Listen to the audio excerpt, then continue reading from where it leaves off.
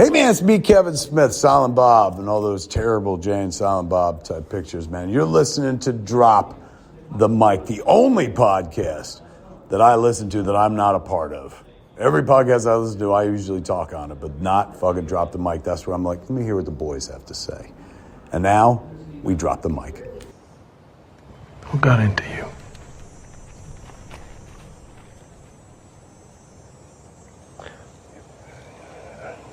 I never laid a hand on anybody who didn't deserve it.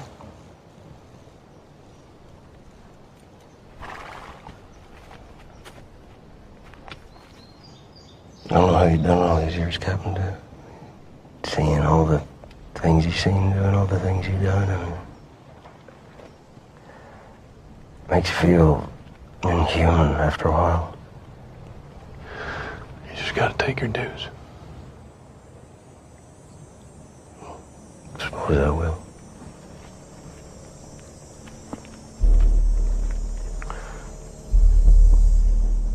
But if it's just you and me talking, we both know it could just as easily be you sitting here in these chains.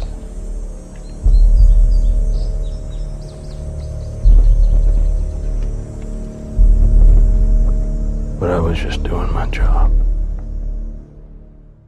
Welcome back to our humble San Diego podcast. This is Drop the Mic, and we are your hosts, Wesley Swanson and Chris Pollock. What's up, man? How are you? I'm good, except I have a bad headache all day long. I haven't been able to shake it. Are you still hurting right now? A little bit. I had some food, took some ibuprofen again for like the third or fourth time today. And I'm a little bit better now, but it still hurts. It's sinus stuff, most likely. But I'm good. Thank you for asking.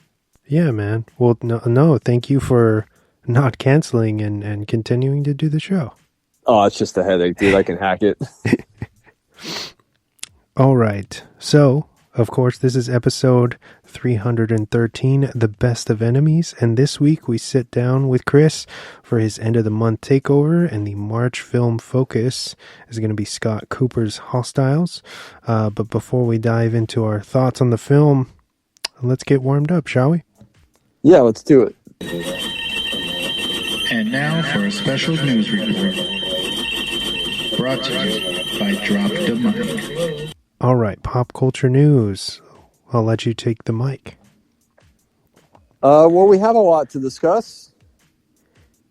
I'm sure that you've gone over this, but because the last time I hung out at the house with you and you were doing the Scream 2 episode, we learned that Lance Reddick had just passed away, so I'm sure you gave him a shout. Yes, but another one is of course, totally okay. I mean, John Wick is out now, so you definitely know him from that. I know him, love him, because he was Lieutenant Daniels on The Wire, and you know how much I love that show. And seriously, folks, if you haven't checked out The Wire, definitely watch it. I'm sure it's all on HBO Max if they haven't pulled it for some unknown reason. But he's on that. He was on Lost. He was on Fringe, another great show. A show that I've heard of but never watched, but I heard a lot of people talking it up, was a show called Corporate, which was on Comedy Central. They said it was really funny, so I'm going to have to try to check that out. And, you know, he just appeared posthumously in John Wick 4. He's set to be Zeus in an upcoming Percy Jackson miniseries, or not miniseries, just regular series. And I told you this was going to get brought up at some point. Apparently he's in the White Men Can't Jump remake. So, I mean, good for him. That's awesome. Why anyone thought that remaking White Men Can't Jump was a great idea, I don't know. The movie is perfect as is. You're not going to be a funnier movie and have better chemistry than Woody Harrelson and Wesley Snipes have in that movie. Why remake it? And to remake it probably so badly, because I've seen that little teaser for it. And wow. So there is a teaser out for it? There was a little teaser. It's only like a quick teaser that I saw maybe a month ago, maybe 6 weeks ago. I don't think it's got a full trailer yet.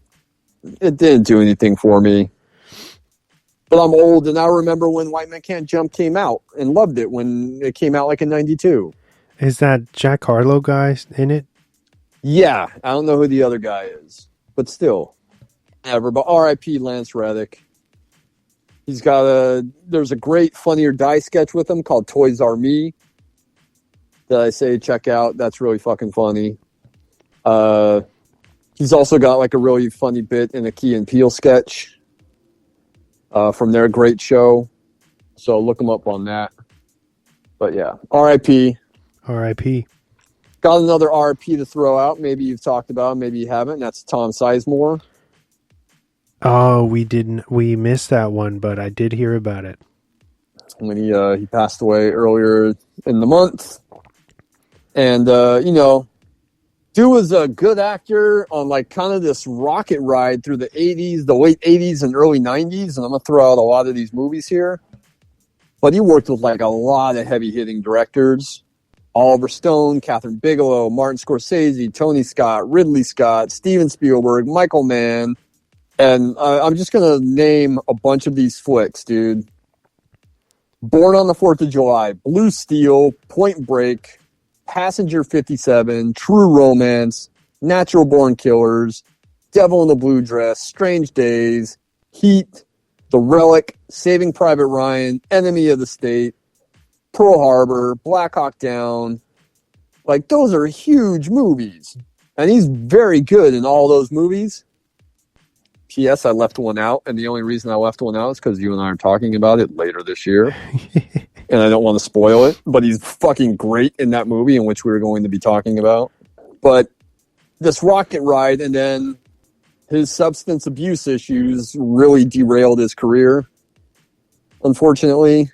So, it's a shame because he was a talented guy, a talented actor in these incredible flicks through the 90s. And like just in 1995 alone, in like the span of a couple of months, he has Devil in a Blue Dress, Strange Days, and Heat. Like just in 1 year.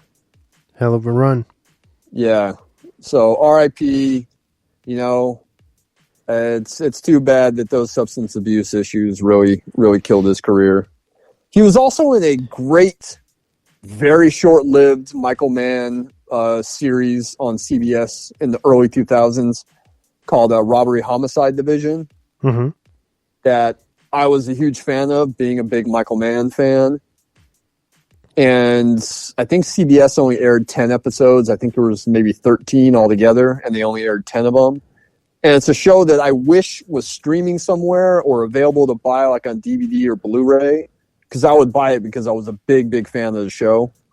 It was kind of like he was kind of creating the aesthetic of Collateral a few years, which was 2 or 3 years after this show. But the look and the aesthetic that Mann had with Collateral, he kind of started with this show, Robbery Homicide Division. So I wish there was a way for me to rewatch that. But Sizemore was great in that show too. And that was probably the last very good thing that he did before kind of sabotaging his career. Scagnetti.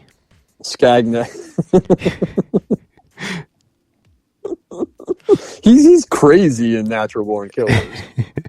But he's got that really good bit in True Romance where Clarence is threatening Elliot in the elevator. Mm-hmm.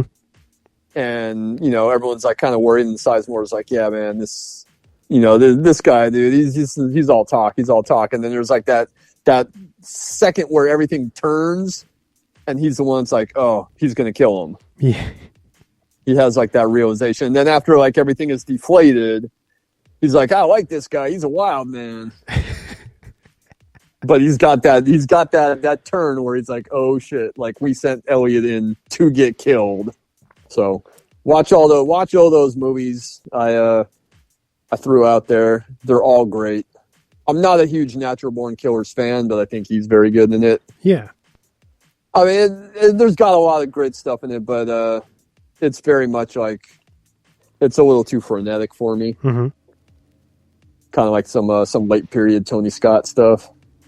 where it's like, this movie brought to you by cocaine. But look for him again in that movie that you and I will be talking about later this year. And I'm sure when we get to that movie, you'll know why I kept that a secret, because it's a movie that I think is super underrated and no one talks about. So RIP to those guys. Next up, maybe you've talked about this, maybe you haven't. Just a quick little bite. Jordan Peele's next film, set for a Christmas 2024 release date. Yes. That is all the information I have on that. But look for that. Excited to see what he does. As someone who is a fan of his first 3 flicks. So I'm excited to see what he's got coming up. Especially since it's a Christmas release. Yeah, it's crazy that he got that date. But oddly enough, like a lot of horror movies get a Christmas release. Exorcist, right? Yeah. It's like a funny time. Like, you think October is the prime time for horror movies, but every now and then something comes out like in November or December. Didn't The Lodge come out like in a winter of whatever year it dropped? I don't know, because that was the last movie that I saw before the pandemic. The last movie I saw in the movie theater. So that was like late February of 2020. Yeah. And I don't know when exactly that came out, if that was limited. I think maybe it might have been like a Sundance premiere, but I could be wrong. And Sundance would have been like the January of that year. Okay, moving on. Maybe you talked about this, maybe you haven't. Funko took over Mondo. This was last year, but they just laid off the founding members of Mondo, as well as their senior creative director. Those guys primarily responsible for Mondo's poster output. But according to Funko, they will continue the poster output. And from what I read today, they're trying to do it where they're trying to expand the poster output, because as you and I both know, they have a very limited amount of posters. Yes. And they have a timed release, and trying to get something on a timed release from Mondo, the last few years especially, has been near impossible, because they have bots that buy all this shit up, and then people are reselling them on eBay 20 minutes later for, triple the price. Yep. So that's a shitty thing. Hopefully Funko can do a little bit better with that. The cool thing that Mondo was doing, at least with their vinyl releases, was like just limiting one per household, so that people couldn't do that. But according to Funko, they're going to continue the poster output. They say that the toy and vinyl divisions will remain intact. However, I told you, like, I couldn't find apparel from them anymore, from Mondo, and I'm wondering if the apparel line was something that got killed off when Funko took over. I mean, it's very possible. But what about all these artists that are kind of, I'm seeing it online that they're protesting Mondo now. They're saying Mondo is dead. Like, yeah, you can continue your Mondo, but our Mondo is like over. It died with these people that you fired. Yeah. All these artists had this creative relationship with the founding members of Mondo, and now that Funko got rid of those guys, will the artists still be loyal to Mondo, which is really Funko now, or are they going to be loyal to the people that they worked with for all these years? So that'll be interesting to see. I don't have any artwork from Mondo. The only thing I think I've ever bought artwork-wise for them was the Coco poster that I gave to Susie, that's hanging in your living room right now. Yeah. Because I was always like vinyl and the enamel pins, but even the enamel pins now I think are pretty much gone from their website. We'll see what happens with that. Again, I haven't bought any art beyond the Coco poster, but I am a big fan of their vinyls.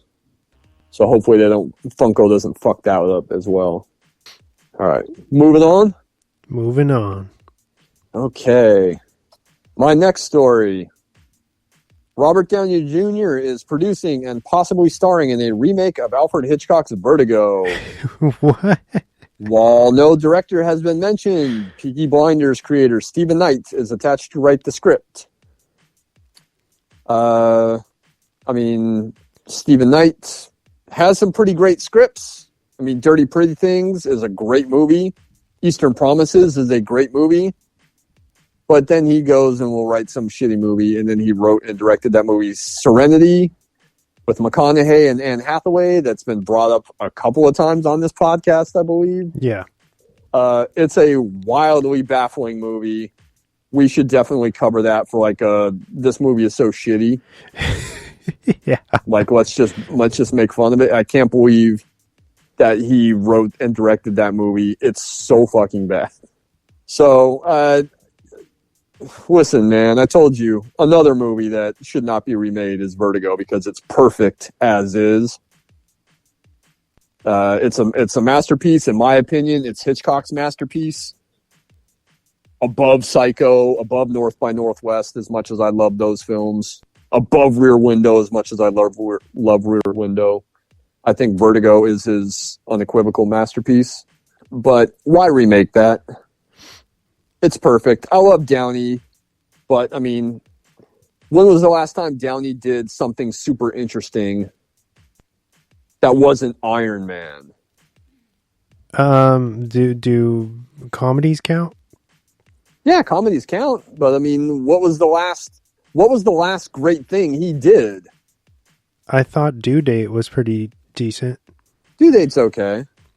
Do I have to go as far back as Kiss Kiss Bang Bang and Zodiac? Yeah, actually. Well, what about did you ever watch The Judge? Is that what it's called? No, I haven't watched The Judge. I heard that's kind of like a wild movie too. With Robert Duvall, right? Yeah, with Duvall. Wild as in, why did they make this?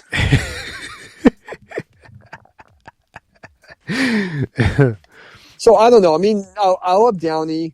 He just got caught up in the whole Marvel machine for years and then basically did nothing else. He's supposed to be an Oppenheimer, so I'm really excited about that. I would love to see him get back to doing some real acting like he does in Zodiac and like he does in Kiss Kiss Bang Bang, which I love.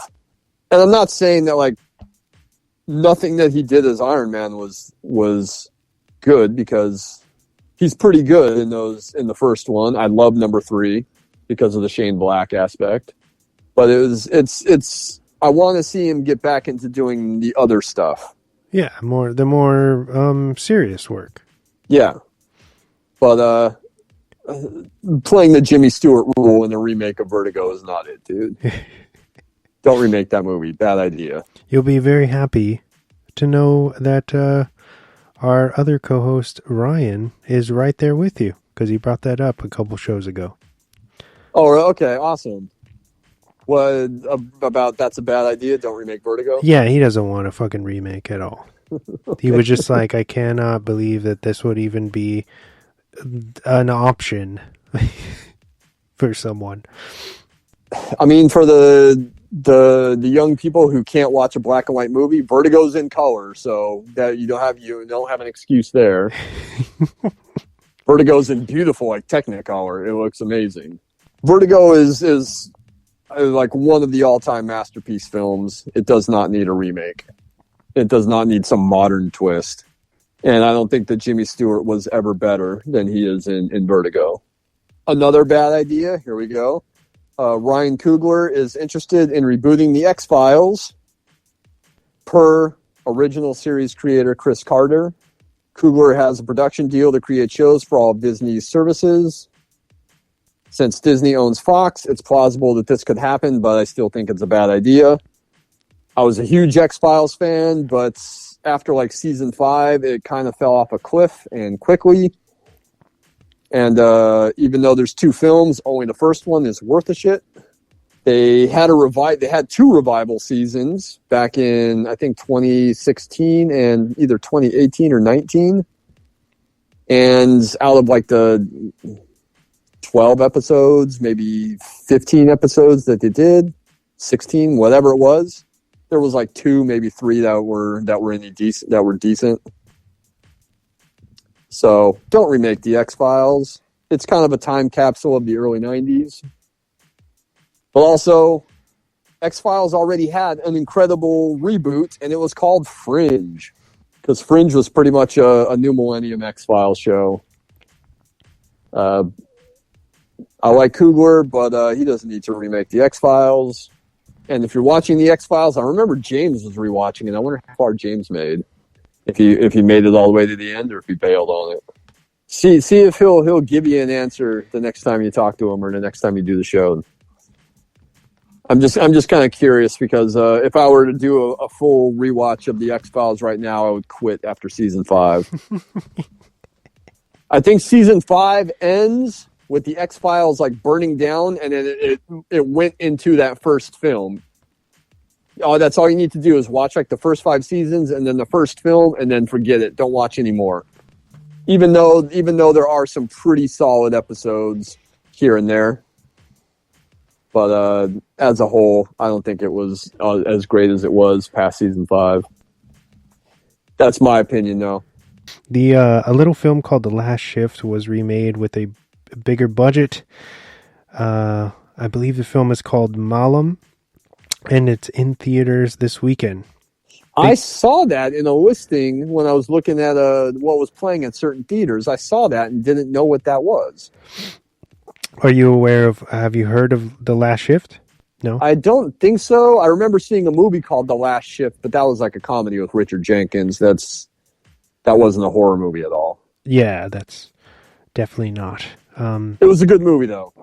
Not Malum. I haven't seen Malum yet. I'm going to probably check it out this weekend. But the original film that this one, I guess, is re-envisioning, and it is the same director, which is pretty fucking wild that he would be that ballsy to do something like this. But The Last Shift has a impressive 100% on Rotten right now, which is like, why wouldn't you quit while you're ahead and not try to critique your own work within, I think the movie came out 2015, maybe?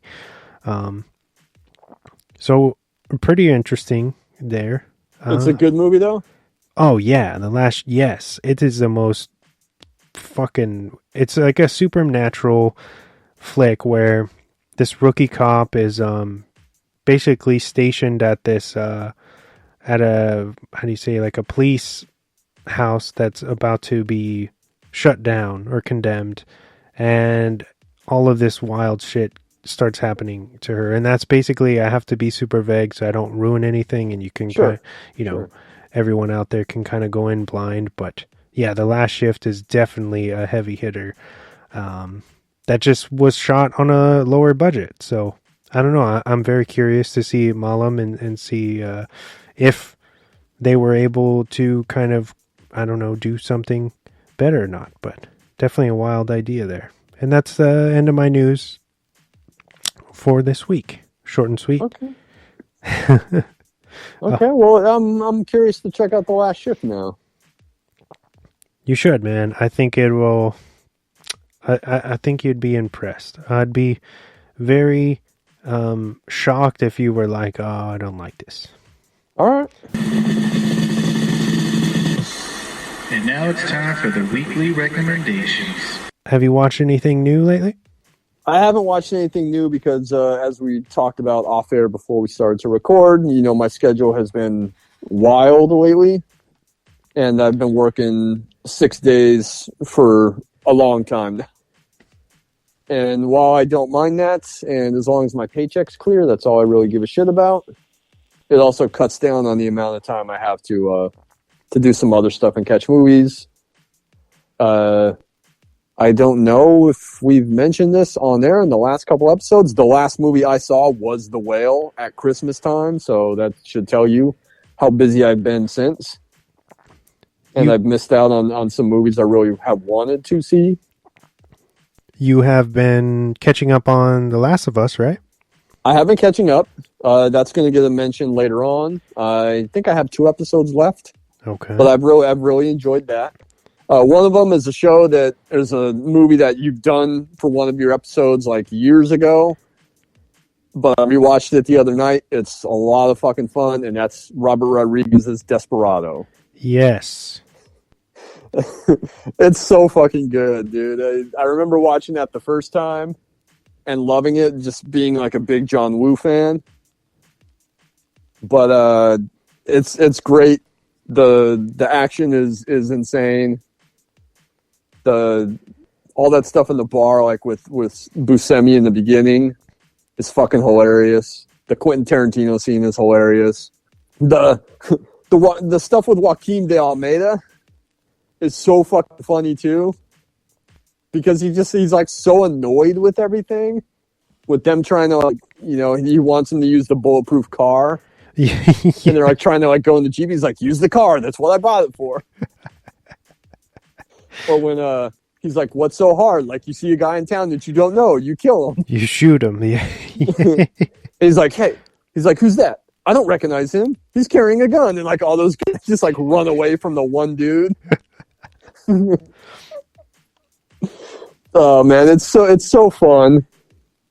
It's got an incredible soundtrack. That's always been one of my favorite soundtracks. I have that record. You have it like on vinyl? Yeah. Yeah. Oh, awesome. That's a great soundtrack.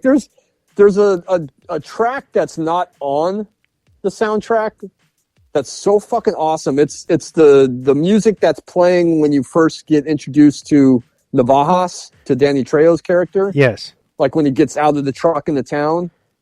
And I don't know. I tried looking it up. I couldn't find it. I'm wondering if that's just original score by Los Lobos that just doesn't happen to be on the soundtrack. Mm-hmm. But it's so good. Just like the riff that's playing when he gets out of the truck and he's like walking through the town and he goes to make the phone call. Yeah. Yeah. And he uses like a knife to dial or something, right? Yeah. Yeah. And he's like twirling the knife and he sees the kid and he kind of like hides it. Yeah. It's so much fun, dude. I like it a lot. And it was really fun to go back and revisit that film. I hadn't seen it in years. And your beer tastes like piss. Because we know, piss in because it. we piss in it. And that's not all. I don't know if that was Rodriguez's wife or like his sister or something. She's related to him, or she's connected to him somehow. That girl at the bar that's, you know, tapping her nails and is like giving them attitude. Or the look on Tarantino's face, like when he takes a swig of the beer and he just kind of holds it in his mouth. And he's like looking at his homie. It's cool, SA. It's that's a lot of fun. That's you and I talked about this some time ago. That might be my favorite Robert Rodriguez movie. I could see that, yeah. But it's so much fun. The action's great. It's got a lot of laughs, surprisingly, and some good squib action too. Let's see. So you watch that. And the other one I have is another movie that's super underrated that has probably been brought up on this podcast a couple of times, and that was The Limey. Yes. Steven Soderbergh's noir film from, I think, 99. Like another one of those great 1999 movies. By the way, Desperados from 1995, the best year. But The Limey with Terrence Stamp, who was so goddamn good in the movie. And a great supporting role from Peter Fonda. So, highly recommend that one. Really good, underseen film. That's just this good kind of neo-noir. Got a good supporting cast. Do you remember Nicky Katt being in the movie? It's been a while since I've seen that one. He's like one of the guys that Peter Fonda's right-hand guy hires to take out Terrence Stamp. Mm-hmm. And there's this funny scene where him and his pal are like on a movie set watching, because Terrence Stamp is friends with a woman who is an actor and an acting coach. So he's hanging out with her on the movie set, and Nicky Katt and his buddy are there, like kind of surveilling. And it has to be an improv scene because Nicky Cat is just saying all this like wild stuff, all this funny stuff, and it keeps cutting on each line. And I'm guessing that was an improv scene, but he's just saying all this crazy shit like while they're standing around on the movie set. It's a fucking riot. Do you know, is that streaming anywhere? It might have been on Showtime streaming. Okay. I thought I saw it there, and then just pulled it off the shelf the other night to watch it. It's a quick 90 minutes, so it's good for like a quick if you don't have a whole lot of time. I recommend that one. So Desperado and The Limey, those are the two films I want to recommend. I have just 2 recs this week, and it's some things that I feel like I rec all the time. So again, no surprise here. But Yellow Jackets season 2 just started. I think they're on their second week. Yes. Again, I'm stacking it up, and then I will go back and watch it when the season is over. But very excited for the second season. Really enjoyed the first one, and I'm looking forward to it. It's definitely starting off strong, and I have faith that it'll maintain its consistency there. For anybody interested, you can check it out. Both seasons on Showtime or Paramount Plus, I believe, also has it. Has Elijah Wood popped up yet? Not so far. Not what I've seen. Okay. No. Okay. Because I know he's in the second season. Yes. And then I wanted to give a shout out to Wu-Tang and American Saga, who are rounding out their third and final season, sadly, but it has been the most bonkers season so far because they just went, they turned the dial up to 12 and are basically taking certain episodes and creating like, how do you say, story based, like creating these short films from some of the incredible solo records that like ODB put out, or like Liquid Swords. They just had one maybe last week or the week before. They did like basically a short film that's interpreting Liquid Swords. So it's fucking a lot of fun, especially if you're a big fan of Wu-Tang. Oh, that's awesome. That's the drama series based on them, right? Yes, the it's on Hulu currently. Okay. You've seen the Of Mikes and Men documentary, right? Yes, I watched it as it came out. Yep. No, I was just gonna say that was a great miniseries. It is. It's fantastic. I have I got that soundtrack on vinyl as well. Found it. Cool. 5, 4, 3, 2, 1. And now for the movie focus of the week. All right, so we're talking about Hostiles. It's rated R. It's from 2017. It's a Western drama. It runs at 2 hours and 15 minutes. And it's got a pretty decent score of 70, but I feel like it could be a little bit higher. It could be higher. I agree with you, but also 70's not bad considering this wasn't really a movie that was loved by a lot of people. Yeah. Of the people that actually saw it. Pretty much snubbed in a lot of ways. It's kind of jarring. I don't know why. But I guess we'll talk about that tonight, right? Yes. So, written and directed by Scott Cooper, starring Christian Bale, Rosamund Pike, Wes Studi, Adam Beach, Jonathan Majors, Ben Foster, Jesse Plemons, Timothy Chalamet, Corinka Kletcher. I hope I said that right. She's like a cousin or maybe a second cousin to Jewel. She's in the New World. Right? Yeah, she's in the New World. Yeah. Yes. Tanaya Betty, Stephen Lang, and Rory Cochrane. Yeah.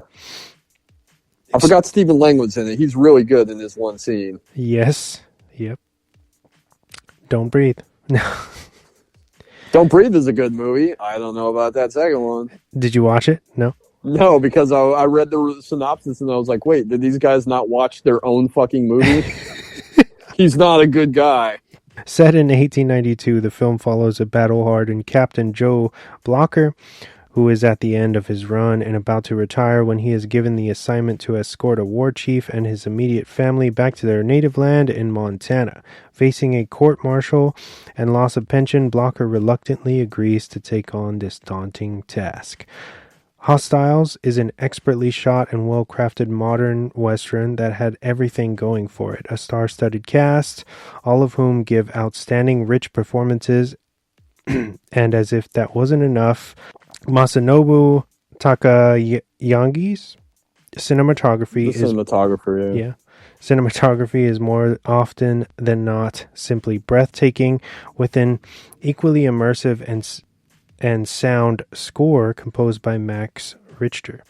However, the film seems to have been largely overlooked since its release, only grossing $35.7 million against its $39 million budget, but managing to receive mostly positive praise from critics. It's a shame that the film never found its audience because it's one of the most unique, dark, and gripping Western epics to be produced within the last 15 years. If you have yet to watch what I would consider writer-director Scott Cooper's magnum opus, we can't recommend it enough. Streaming now via Hulu. 4 out of 5 wicked mustaches. Thank you. He does have a wicked mustache. It's like a real soup strainer, too. Yeah. First off, I want to say, Scott Cooper's magnum opus, that's bold. And I was thinking the exact same thing. I was thinking, man, like, this is probably my favorite movie of his. Yeah. I don't get me wrong. I've seen, well, not the new, Pale Blue Eye. I haven't seen The Pale that. Blue Eye. I haven't seen that yet. I don't know. Is that even out? Yeah, it was out like around mid-January-ish on Netflix. I haven't watched it. Yeah, that's the only one that I haven't seen. But everything else, man, Crazy Heart, Black Mass, Out of the Furnace. He's got a pretty solid filmography. I mean, I think you liked it. I enjoyed it. I thought there could have been more story. I thought it was a little too short. Was Antlers? Yes. Which yes. I think got lost in the shuffle of the pandemic. Mm-hmm. Which was a pretty good creepy movie. I just thought that it kind of ended a little too soon. Mm-hmm. Like there could have been a bit more to it. But I've enjoyed all of his films except the one I haven't seen. But as I was watching this, I think on the second rewatch for the show, I was thinking, man, this is probably my favorite movie of his. And I really do like Black Mass. Yeah, Black Mass. Quite a lot. Mm-hmm. Like Out of the Furnace, my big beef was I always thought that the third act was too rushed. He just kind of walks in there. Yeah, and Bale doesn't have a great plan, which ends up getting the bartender killed, and that always rubbed me the wrong way. You're gonna die on that hill, man. I remember you telling me that. Because it's like he uses the guy as bait. He uses the poor guy as bait, and then Harrelson just has no time for his bullshit and kills him. So that always bummed me out. But everything up until that third act, I think is very good. I just think that the third act is a little rushed. Casey Affleck, man, what a guy. Casey Affleck, yeah. Woody Harrelson's incredible in it. Yes. And Willem Dafoe always doing some great work. Mm-hmm. So very, very good movie. Love Black Mass. Crazy Heart's great. But as I was watching this on the second rewatch, I was like, this is probably my favorite movie of his. Yeah, out of all of them, like I said. So I agree. Hmm. And it's unfortunate because it's probably one of the least seen. Which is insane because of this fucking, like I said in my write-up, this cast, not only is it filled with heavy hitters, but they all are doing something pretty special. Even though a couple of them don't have a lot of screen time, especially like Chalamet? Yeah, especially Timothy Chalamet. Who has like 2 or 3 lines and then gets killed pretty quickly. Yeah, pretty fucking, yeah. I'm wondering if he was in anything serious before this. Not that I can remember. I like this and Call Me by Your Name come out about the same time, but I know that this was shot back in 2015, 2016. So my guess is he did this before he did Call Me by Your Name. That's probably why he has only a smaller part. Yeah, I want to say that this was pre-Call Me by Your Name, right?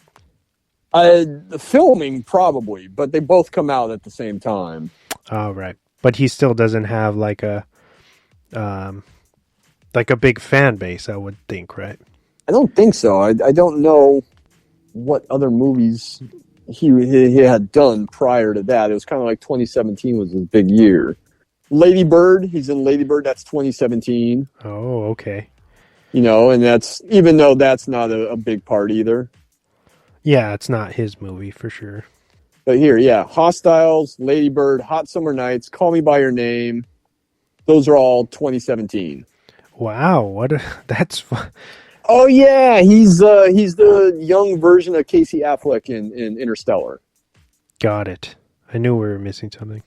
But pretty much anything prior to Interstellar and that stacked 2017 he has, there's not a lot. Speaking of, I can't believe we're getting the Dune Part 2 already. I'm super excited for it. Can't wait. It's like, that's another one that's kind of got like a quick turnaround because that's a big movie, and they're filming that still, I believe. So I'm hoping that it's ready to go by its November release date. I think it's like early November or close to Thanksgiving sometime. So really excited for Dune Part 2.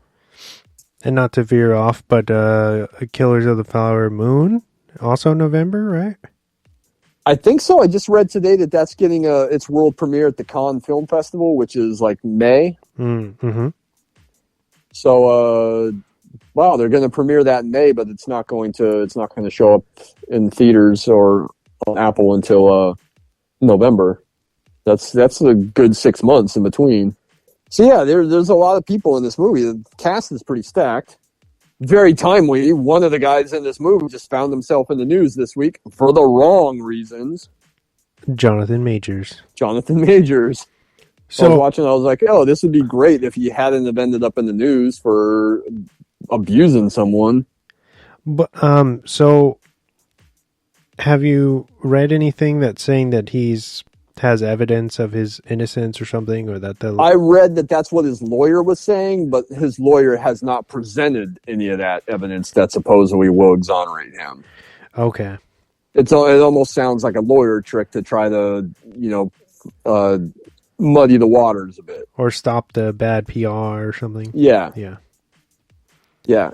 Which, who knows what happens, but, they arrested him, so they have something. Or they have a credible reason. So I'm curious to see what happens there, and especially because he's supposed to be tied into a lot of those Marvel movies for the next few years, right? That's where it seems like everything is leading you. So, wondering what's going to happen there if it turns out that he really did do what he's being accused of, and that sucks because he's pretty fucking good in this movie. Yes. And there's the scene where after he's wounded and he's in the hospital before Blocker and his soldiers and the rest of his party leave. I think they were in Colorado at that time before they leave Colorado to continue into Montana. He has that scene with him in the infirmary, and you can tell that there's a lot of history between the two of them, and like both of those guys are crying. What was Major's name? Henry.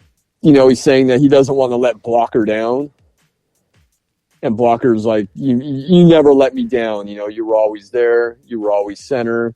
I can't imagine anyone else. Yeah, Henry Woodson. I can't imagine anyone else having like being on my flank, but you can tell that they had been through a lot together, and they had this huge bond, and they both knew that this is it for them. Like they probably won't see each other ever again, because Blocker's going to continue on this journey, might get killed along the way, and even though he doesn't, he goes off into another part of his life. So Majors is good in this movie. And that's another one of the movies that's probably one of his first films, too. Or one of his first, like, major roles. What about Rosamund Pike? Rosamund Pike's very good. She's doing... Everyone in this movie is doing a lot of subtle work. Mm-hmm. They don't have, like, the big scenes. Or, like, the big acting moments. It's just a lot of subtlety. And I think she's excellent in this. What's not subtle is that fucking opening. Oh, that opening is brutal as fuck. That was, when Joel watched that movie, that was the first thing he texted me was, dude, the opening of Hostiles is fucked. Because it's like you have no room to breathe whatsoever. They just throw you in there. It happens immediately. And also her husband is named Wesley. That's right. The first person on screen, the first person to get killed is named Wesley. And not just killed, but scalped. In a very... he's shot, then he's shot with an arrow, like and twice. Then he's scalped, and then he's shot again. It's bad. Well, my thing with him was he started firing too soon. Yeah. They were a little too far from him. He should have waited for them to get closer, or he should have taken some kind of cover inside the house. Yeah, vantage point or something. Yeah. Instead, he was out there in the open just firing at them when they were still, 100 yards away. And also, he was all, if I go with you guys, they're going to burn everything down and take everything anyway, or, But it's like, but you, like, that, your plan didn't work. Like, yeah, nothing. You might as well have left with them with the rifle, and maybe there would have been a better outcome. I don't know. Not that I didn't like that, but I was mad at that character for that dumb. Yeah, that was not the smartest decisions that he made. He would have been better off going with them or sending them off, and him, like you said, taking a better vantage point. Taking some cover and trying to hold those guys off while the family escapes. He had a decent weapon. I think if he had he's got a Winchester. Mm-hmm. That's a good rifle. You take a vantage point, you take a couple of them out, they would have probably, retreated the way that they do later on in the movie. But it didn't work out that way. Nope. But it's the violence in this film is very uncompromising, and it happens just the family's running away, and immediately you see one of the girls go down, and as she turns around, as Rosamund Pike turns around, as Rosalie turns around, the other girl gets shot, and then the baby. Yeah, and then they fire ruthlessly at. They're probably trying to hit Rosalie, but. They hit the baby, and she just keeps like cradling the baby, and it's just a really fucking sad.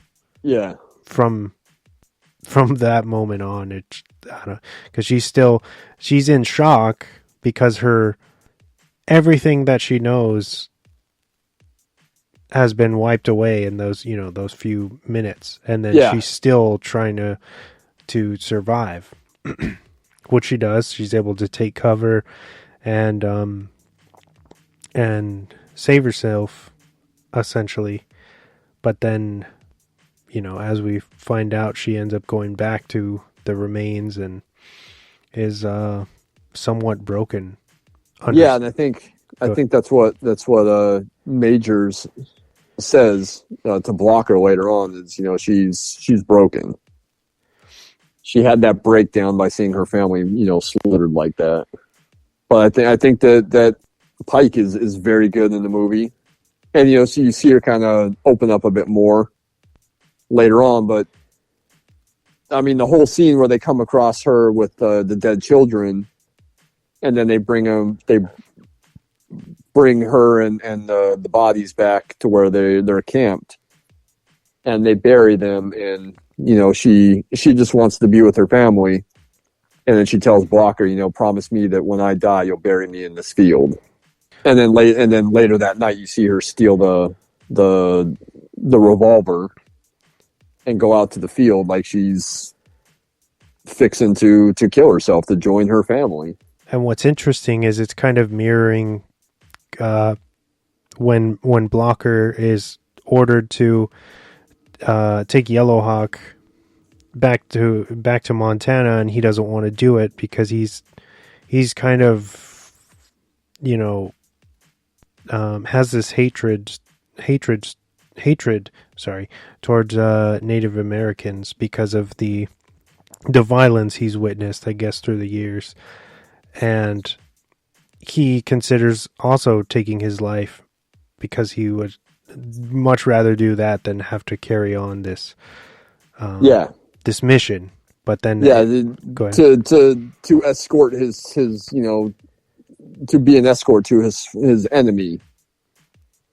And in that scene where Stephen Lang gives him the orders to do that, he talks about, you haven't seen the things that I've seen.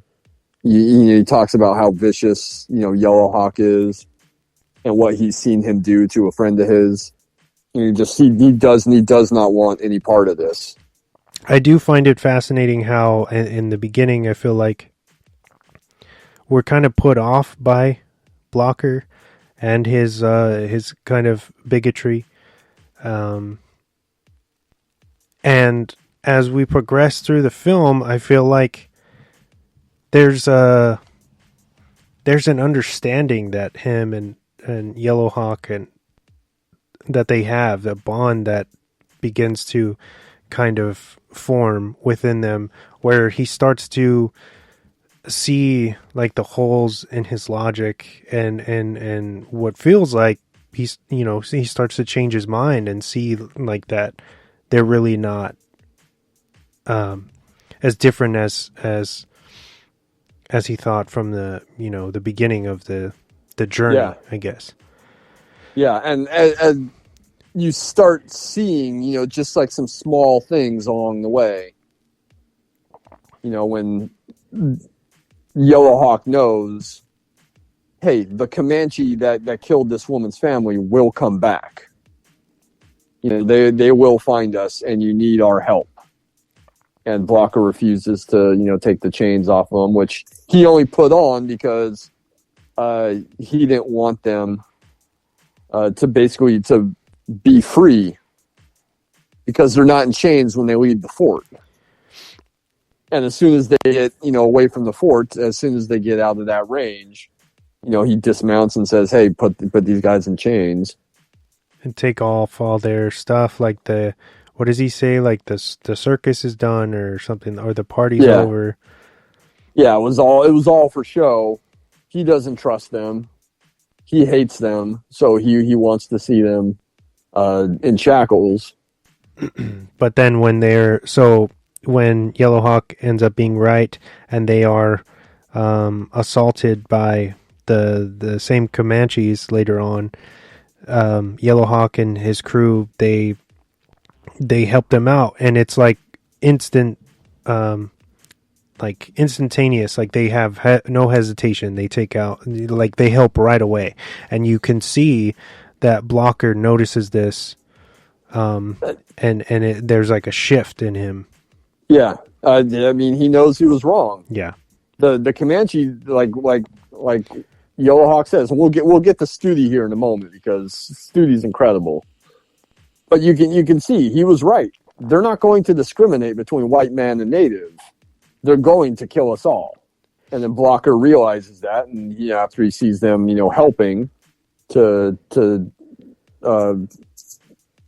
helping in the battle with the Comanche, despite being still chained.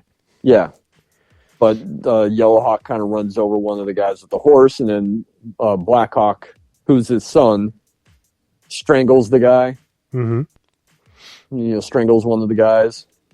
So yeah, once they get the help, he realizes, you know what, might need them, and then he tells Plemons to unshackle him. Mm-hmm. And Plemons kind of, "Ooh, are you sure?" And he's like, "Yeah. If they try to run, put a bullet in them." But he knows that they're going to need them, and seeing how they helped, he's being a bit smarter and kinder about things. I told you, Lang is really good in that one scene. He's very good as the colonel giving them the orders. Yeah, because there's of course Blocker's giving some pushback, and he's pretty much laid out like Lang tells him, "Hey, like this is the president's orders, so like you really have no choice, and if you don't do it, you're about to basically retire. It would be a shame for you to have your pension suspended, because of you refusing to carry out this service." And then Blocker tries walking away for a moment. He's like still talking to him, and he's walking away, and he goes, "Sit." Yeah. Stephen Lang is in Tombstone, correct? Yeah, he's Ike Clanton. Stephen Lang, good actor, underrated. I know he's in Avatar, and apparently he's in the sequel, even though he died in the first one. I don't know how these things work out. Let's talk Wes Studi. Let's do it. Because Studi is incredible in this film. Studi is an actor that I always felt was so fucking underrated. I think he should be a bigger star. It's a shame that he's not. I have a good question for you. And speaking of Avatar, Studi's in Avatar too. I think he's Zoe Saldana's father. Really? What's your question? Everyone's in Avatar, apparently. Everyone is in Avatar. And apparently they shot the second one, or at least some of the live action scenes for the second one years ago, that Edie Falco was like, "Oh, I thought this movie came out already and bombed. Like, I never heard about it. It's just now coming out. I shot that like 4 years ago." My question, do you feel like this movie at least slightly underuses its Native American characters? And I'm not talking about the Comanche, but I'm talking about our core characters. I would like to see a little bit more of them. I'm with you on that. It focuses a little too much on Blocker. Yeah, like his redemption kind of tale, right? Not so much, but that becomes eventually like the focal point, and like the kind of unorthodox romance that he develops with Rosalie. And it's not even, it's unorthodox. I was going to say, it's not even like a traditional, like they're making out or something and they're falling in love. They're just, I think that they've both been through this crazy emotional journey before and during the actual journey that they're on here. Mm-hmm. Obviously her with the loss of her family, him with, he's a military guy. He's got a hatred of the natives. We have to talk about Cochrane as well, but he loses the people that he cares about as well. His adoptive family, in a sense, he loses them as well. So they're both kind of in the same spot. And still taking into account the men that we don't see that maybe died, before off screen, before. Like in his time served, The men that he mentions in the climax of the film. Yes, exactly. Before, which we'll get to, because that's another great scene. But the men that he mentions to Yellowhawk before they go down to the burial ground, or to into the Valley of the Bears. But yeah, I do think they're a bit underused. I wish that there was more of them. more scenes with them. Yes. So I'm with you there. Wes Studi, I think, is incredible. I think he's an incredible actor. Always super happy when he shows up. Really bummed that he hasn't been in bigger things, or as better utilized as I wish he had been. But like, dude, he's in Last of the Mohicans, and we'll talk about that in a moment. He's in Street Fighter, which you did that show, right? Yeah, we did that as a kind of like a bad movie episode. Yeah. Was Van Damme say? He's like, who wants to go there? And who wants to go with me? Yeah. Something like that. I'm trying to think. I've never seen the movie. I just remember the trailer from like 30 years ago. But hopefully you mentioned Wes Studi on that show. I'm positive. He's in Geronimo, which I remember coming out, and it was a pretty decent movie, although not a hit. I love the way that Michael Mann uses him in Heat, where he's just part of Al Pacino's crew, part of that detective squad, and like is right there and is right in on the action. Real quick. Do you have any thoughts on them doing a Heat 2? Are you into that? Have you heard about that? I have heard about that. I know about the novel. Kind of interested in the novel. I don't know about Heat 2 because like it's the story is told, and I know that Heat 2 is kind of like a prequel. Mm-hmm. At the same time, it is Michael Mann, so I'm into that because of Michael Mann is one of my favorite directors, and he really, especially in the last decade and more, has not done much of anything. So I would be into it. I'm more excited to see Ferrari, which I believe is coming out by the end of the year. I have some mixed feelings on it, but like I said, it's Michael Mann. I'll give him the benefit of the doubt. I believe Adam Driver and Austin Butler are rumored to be attached. To Ferrari or Heat 2? Sorry, Heat 2. Okay, so I was gonna say, yeah, Driver's definitely in Ferrari because he's the main character. He's Enzo Ferrari. I heard Timothy Chalamet at one point. Maybe that's not happening. Maybe that's the Austin Butler role now. Is Austin Butler going to put on the voice? I believe what I read is that they're looking at Austin Butler for Val Kilmer's. Oh, that makes sense. Yeah, I can see that. To be Christian Harris. Yeah, he's got that look. You know who doesn't like Austin Butler? Susie. Yeah. Yeah, she talked shit on The Voice. I remember when he did Hot Ones last month, and she was talking mad shit about it.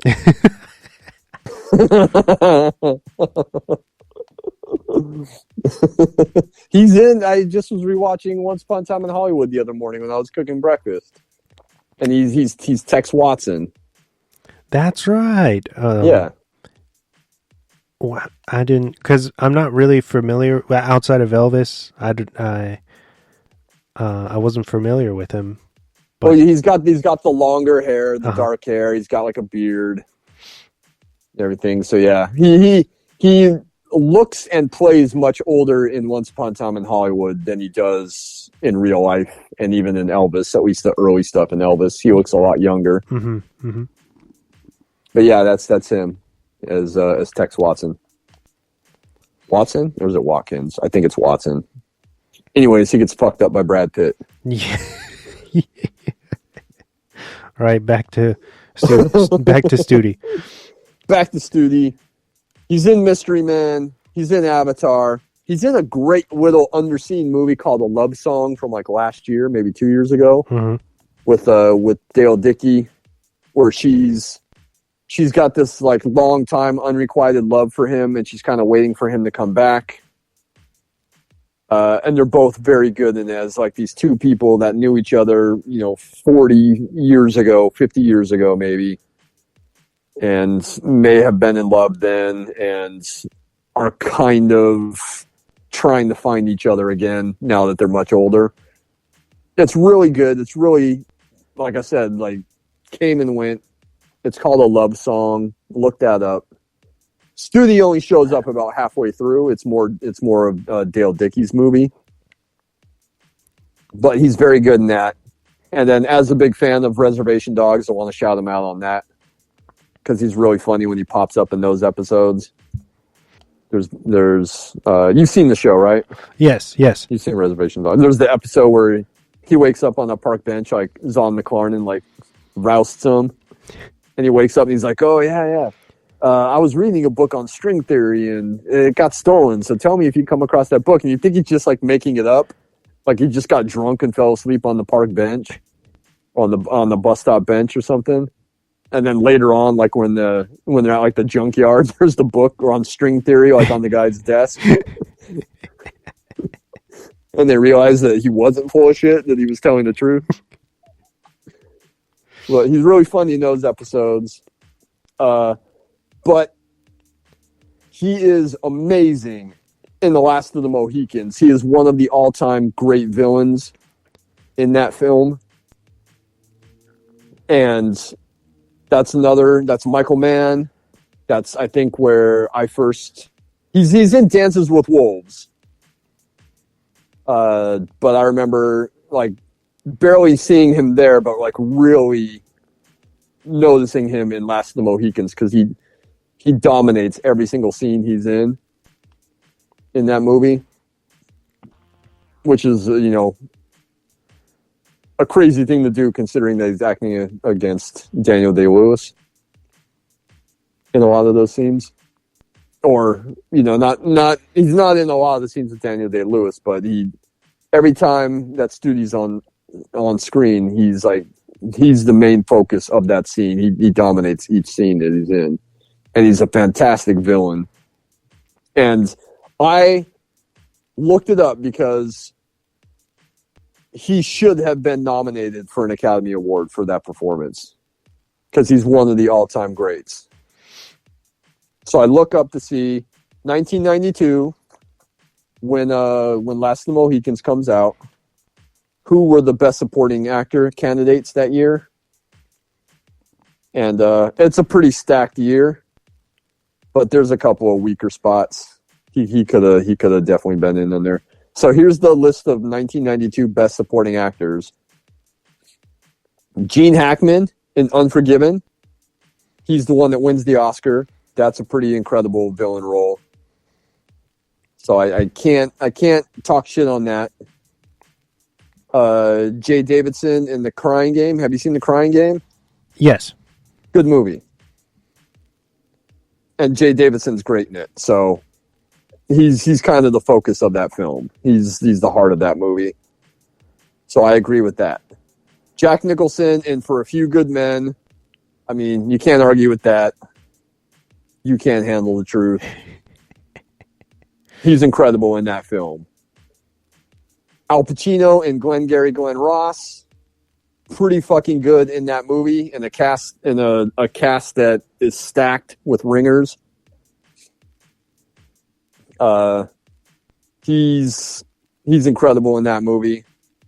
And then David Paymer in Mr. Saturday Night, which I don't think I've ever seen Mr. Saturday Night. And David Paymer's a good actor, but you can drop him. And Wes Studi goes in for Best Supporting Actor for Last of the Mohicans. That's my hot take. So it's a shame that he didn't get recognized in that movie. It's a shame. I don't think Last of the Mohicans got recognized for much of anything, unfortunately. But that seems like the type of movie that the Academy would like fall over themselves to award, especially at that point in time. Yeah, that seems pretty bizarre.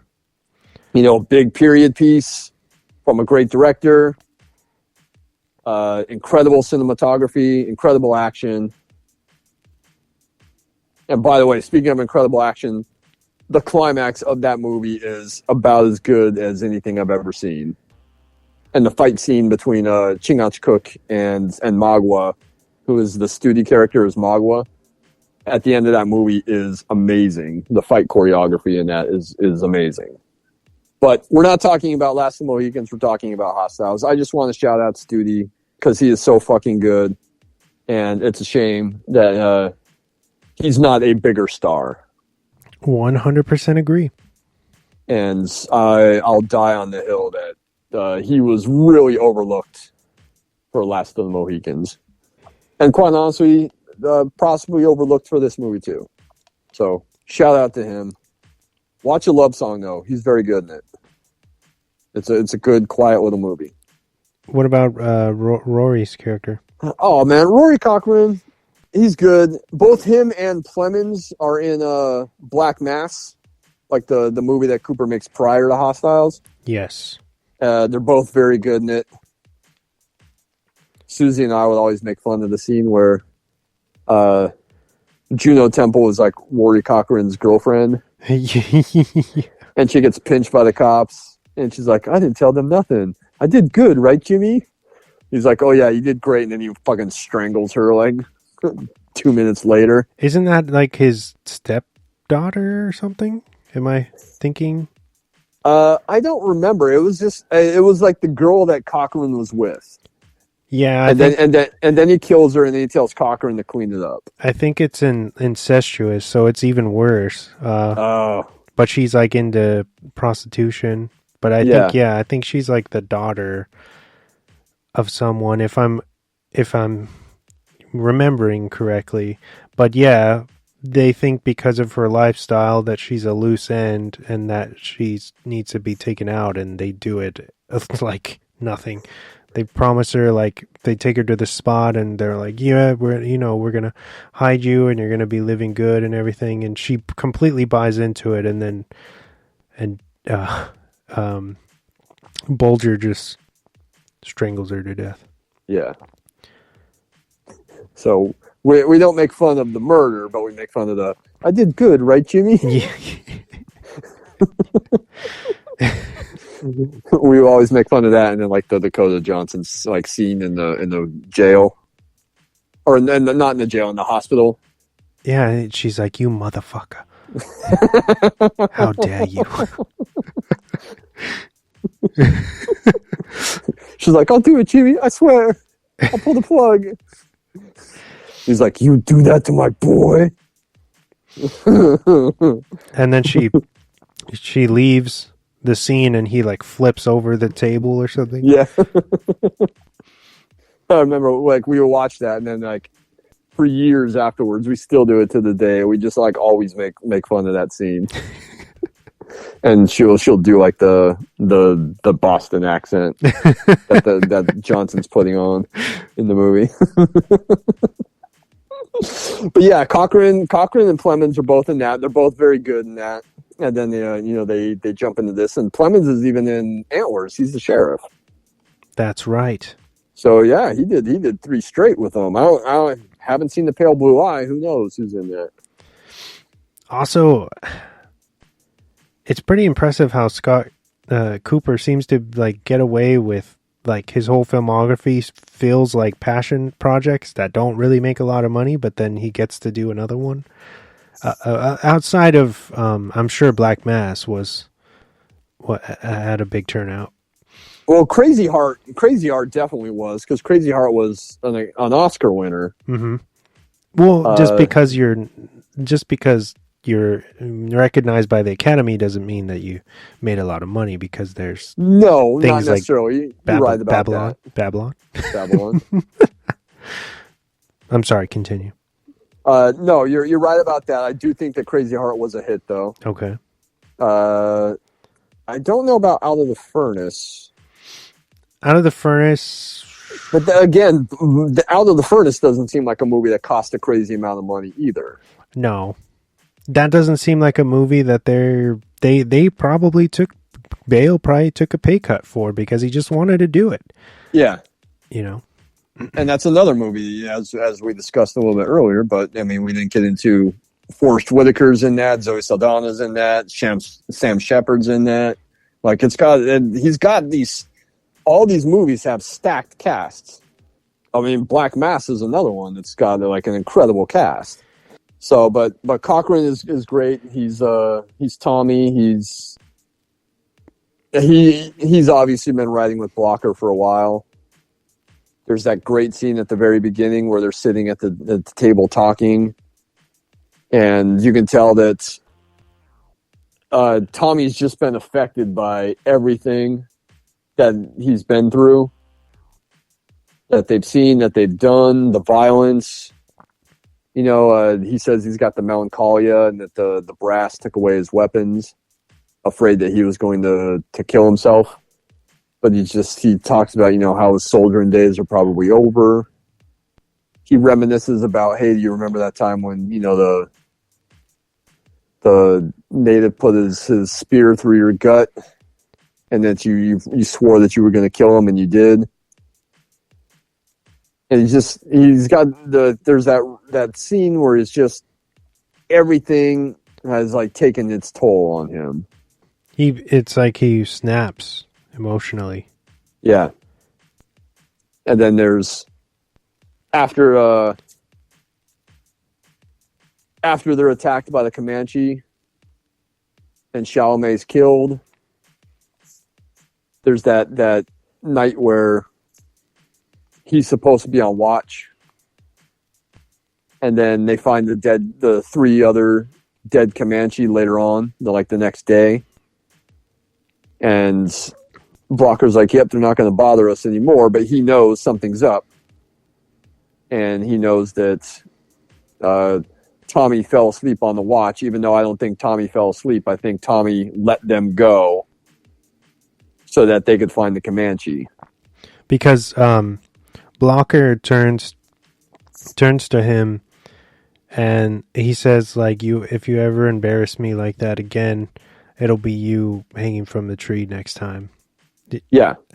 And he immediately, without hesitation, responds back like everybody deserves their kill, even them.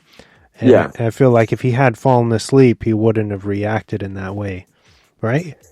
Yeah, it very much feels like, and there's even that shot of him kind of watching them at night. Yeah, it feels like he let them go so that they can go and do that. And then even I'm pretty sure that that's what happened because of his breakdown later on. But there's another incredible scene where he relieves Clemens after the Comanche attack. And there's that scene between them where Clemens, admits that, hey, I've never killed someone. That was the first time today. And, Tommy just says, hey, I've killed plenty of people. I've killed women and children. Yeah, I was 14 years old when I killed the first, because he was a veteran of the Civil War. And he has that whole speech, that whole monologue where he talks about, you get used to the killing, but what you don't get used to is losing your friends. Because Clemens' character, Kidder, when they're assembled in the beginning, before they head out from the fort, he's obviously a fresh soldier. Blocker says, in from West Point. So he hasn't seen much action. He hasn't been out there. He hasn't seen stuff. So he's affected by not only the person that he killed, but also by seeing, Chalamet's character get killed and Major's character get shot. He's affected by that, and Cochran, Tommy just says, hey, I've killed lots of things. You get used to it. But it's obvious that even though he's used to it, the violence takes its toll. Yeah, because he's feeling, he starts coming to the realization that he's not feeling anymore. Like he's numb. Yeah. Right? Yeah. He's got that incredible scene. He's got three just killer scenes. The first, as we talked about, was where he's sitting at the table with Blocker in the beginning. Mm-hmm. There's that scene between him and Plemons up on the ridge when he relieves him of the watch. And then that scene later on when he has the breakdown. In the rain, right? In the rain, yeah. And he tells Blocker, he's like, I've got to move on. I've got to move on. I can't do this anymore. And he goes and sits outside the Yellowhawk's tent and, says, what we've done, the treatment of the natives can't be forgiven. But please, accept this. He gives him an offering. And he says, please accept this and, please have mercy on us. It just, everything that he saw and that he's done just has wiped him out, wiped him of his humanity. And he's very sorrowful for everything that he was a part of and everything that he's done and can't be a part of it. And that's why when Foster escapes, he goes after him without hesitation, knowing pretty much that it's going to be a suicide mission. And in fact, that's what happens. He catches Foster, he kills him, and then he shoots himself. Shout out to Cochrane's beard. It's pretty crazy. It's pretty nice. I wonder if that was for real. I wonder if he really grew it. It seems real, but I mean, they makeup is pretty advanced now, so who knows? Probably it's not as good as Bale's mustache. No. Which is like it's like the Pattinson mustache in The Lighthouse. Yes. That it's just, oh man. Perfect. This is a discussion we should loop Joel in on. The fantastic mustache discussion. But yeah, Cochrane is good in this movie. Since you bring up Foster, how do you feel about Ben Foster as an actor? Are you a fan? Do you like him? Yeah, I like him. I like he pops up. I don't know what the last thing he did was. No. I mean, Hell or High Water? Yeah, I mean that was the one I was going to bring up, but even that's pretty old. 5-6 years ago now. Maybe even longer, 7 years ago. I mean, that's a movie that obviously was one of the episodes I did with you before you and I were doing it regularly. Yes. But incredible movie. He's fucking incredible in that movie, as is Chris Pine. Really good. What does he say? Only assholes drink, Mr. Pip.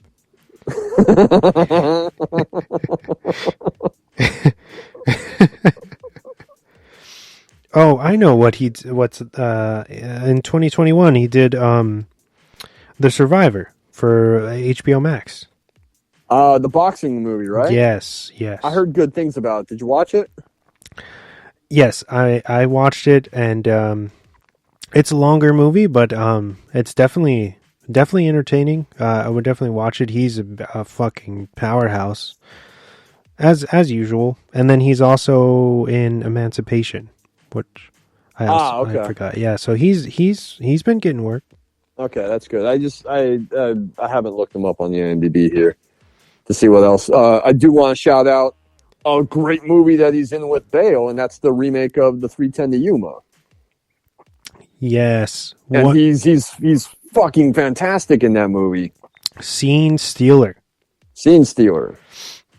A better villain than Russell Crowe is before Russell Crowe gets captured. But speaking of movies that don't need to be remade, by the way, 3:10 to Yuma remake is excellent. It's better than the original. The original is good, but not as great as the remake is. James Mangold.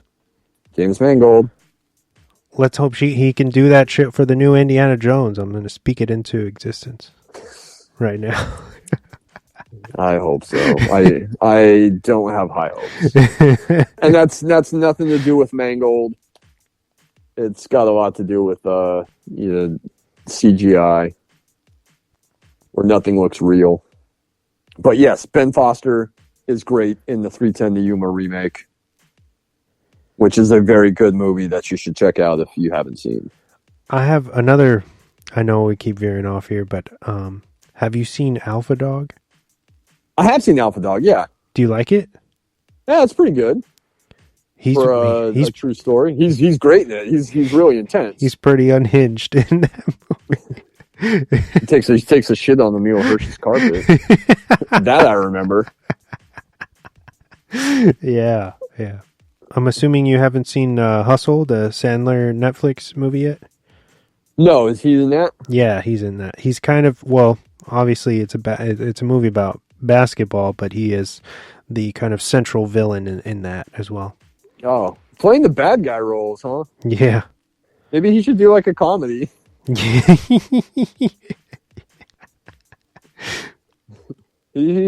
he should get into some lighter fare. I'm assuming he's not a good guy in Emancipation. Oh, no, not whatsoever. He's a bad guy in this movie. He chopped up a family. And then he tries to absolve himself of his crimes, where he's like, I'm no different than you guys, like just trying to play on their empathy, but he really is not fucking sorry whatsoever. Yeah. Which we find out in later. And he says, I shouldn't be the one here in chains. Like, you have these guys, you have these savages, they're so much worse than I am, but yet I'm the one in chains. You guys are no better than me. You've done just as much killing, but he tries to equate what he's done with, what they've done, and it's obvious that he and Blocker have been together at some point too. They were in the same outfit. Remember when they stick him out in the rain? Yeah. Stick him out in the rain, and he's talking about how, he shouldn't be treated like this. You treat the dog better or something like, or you treat me worse than the animals is what he says, I think. But also he did that to himself because he wouldn't shut up. You remember when he's eating around the at the campsite, and he starts saying some really off-color things that I think upset everybody, and Blocker's like, all right, put him back on the tree. Yeah. Yeah, well, especially because it's becoming clearer that Blocker is gaining more and more respect for Yellowhawk and his family. Yeah. More sympathy and respect for them. And then,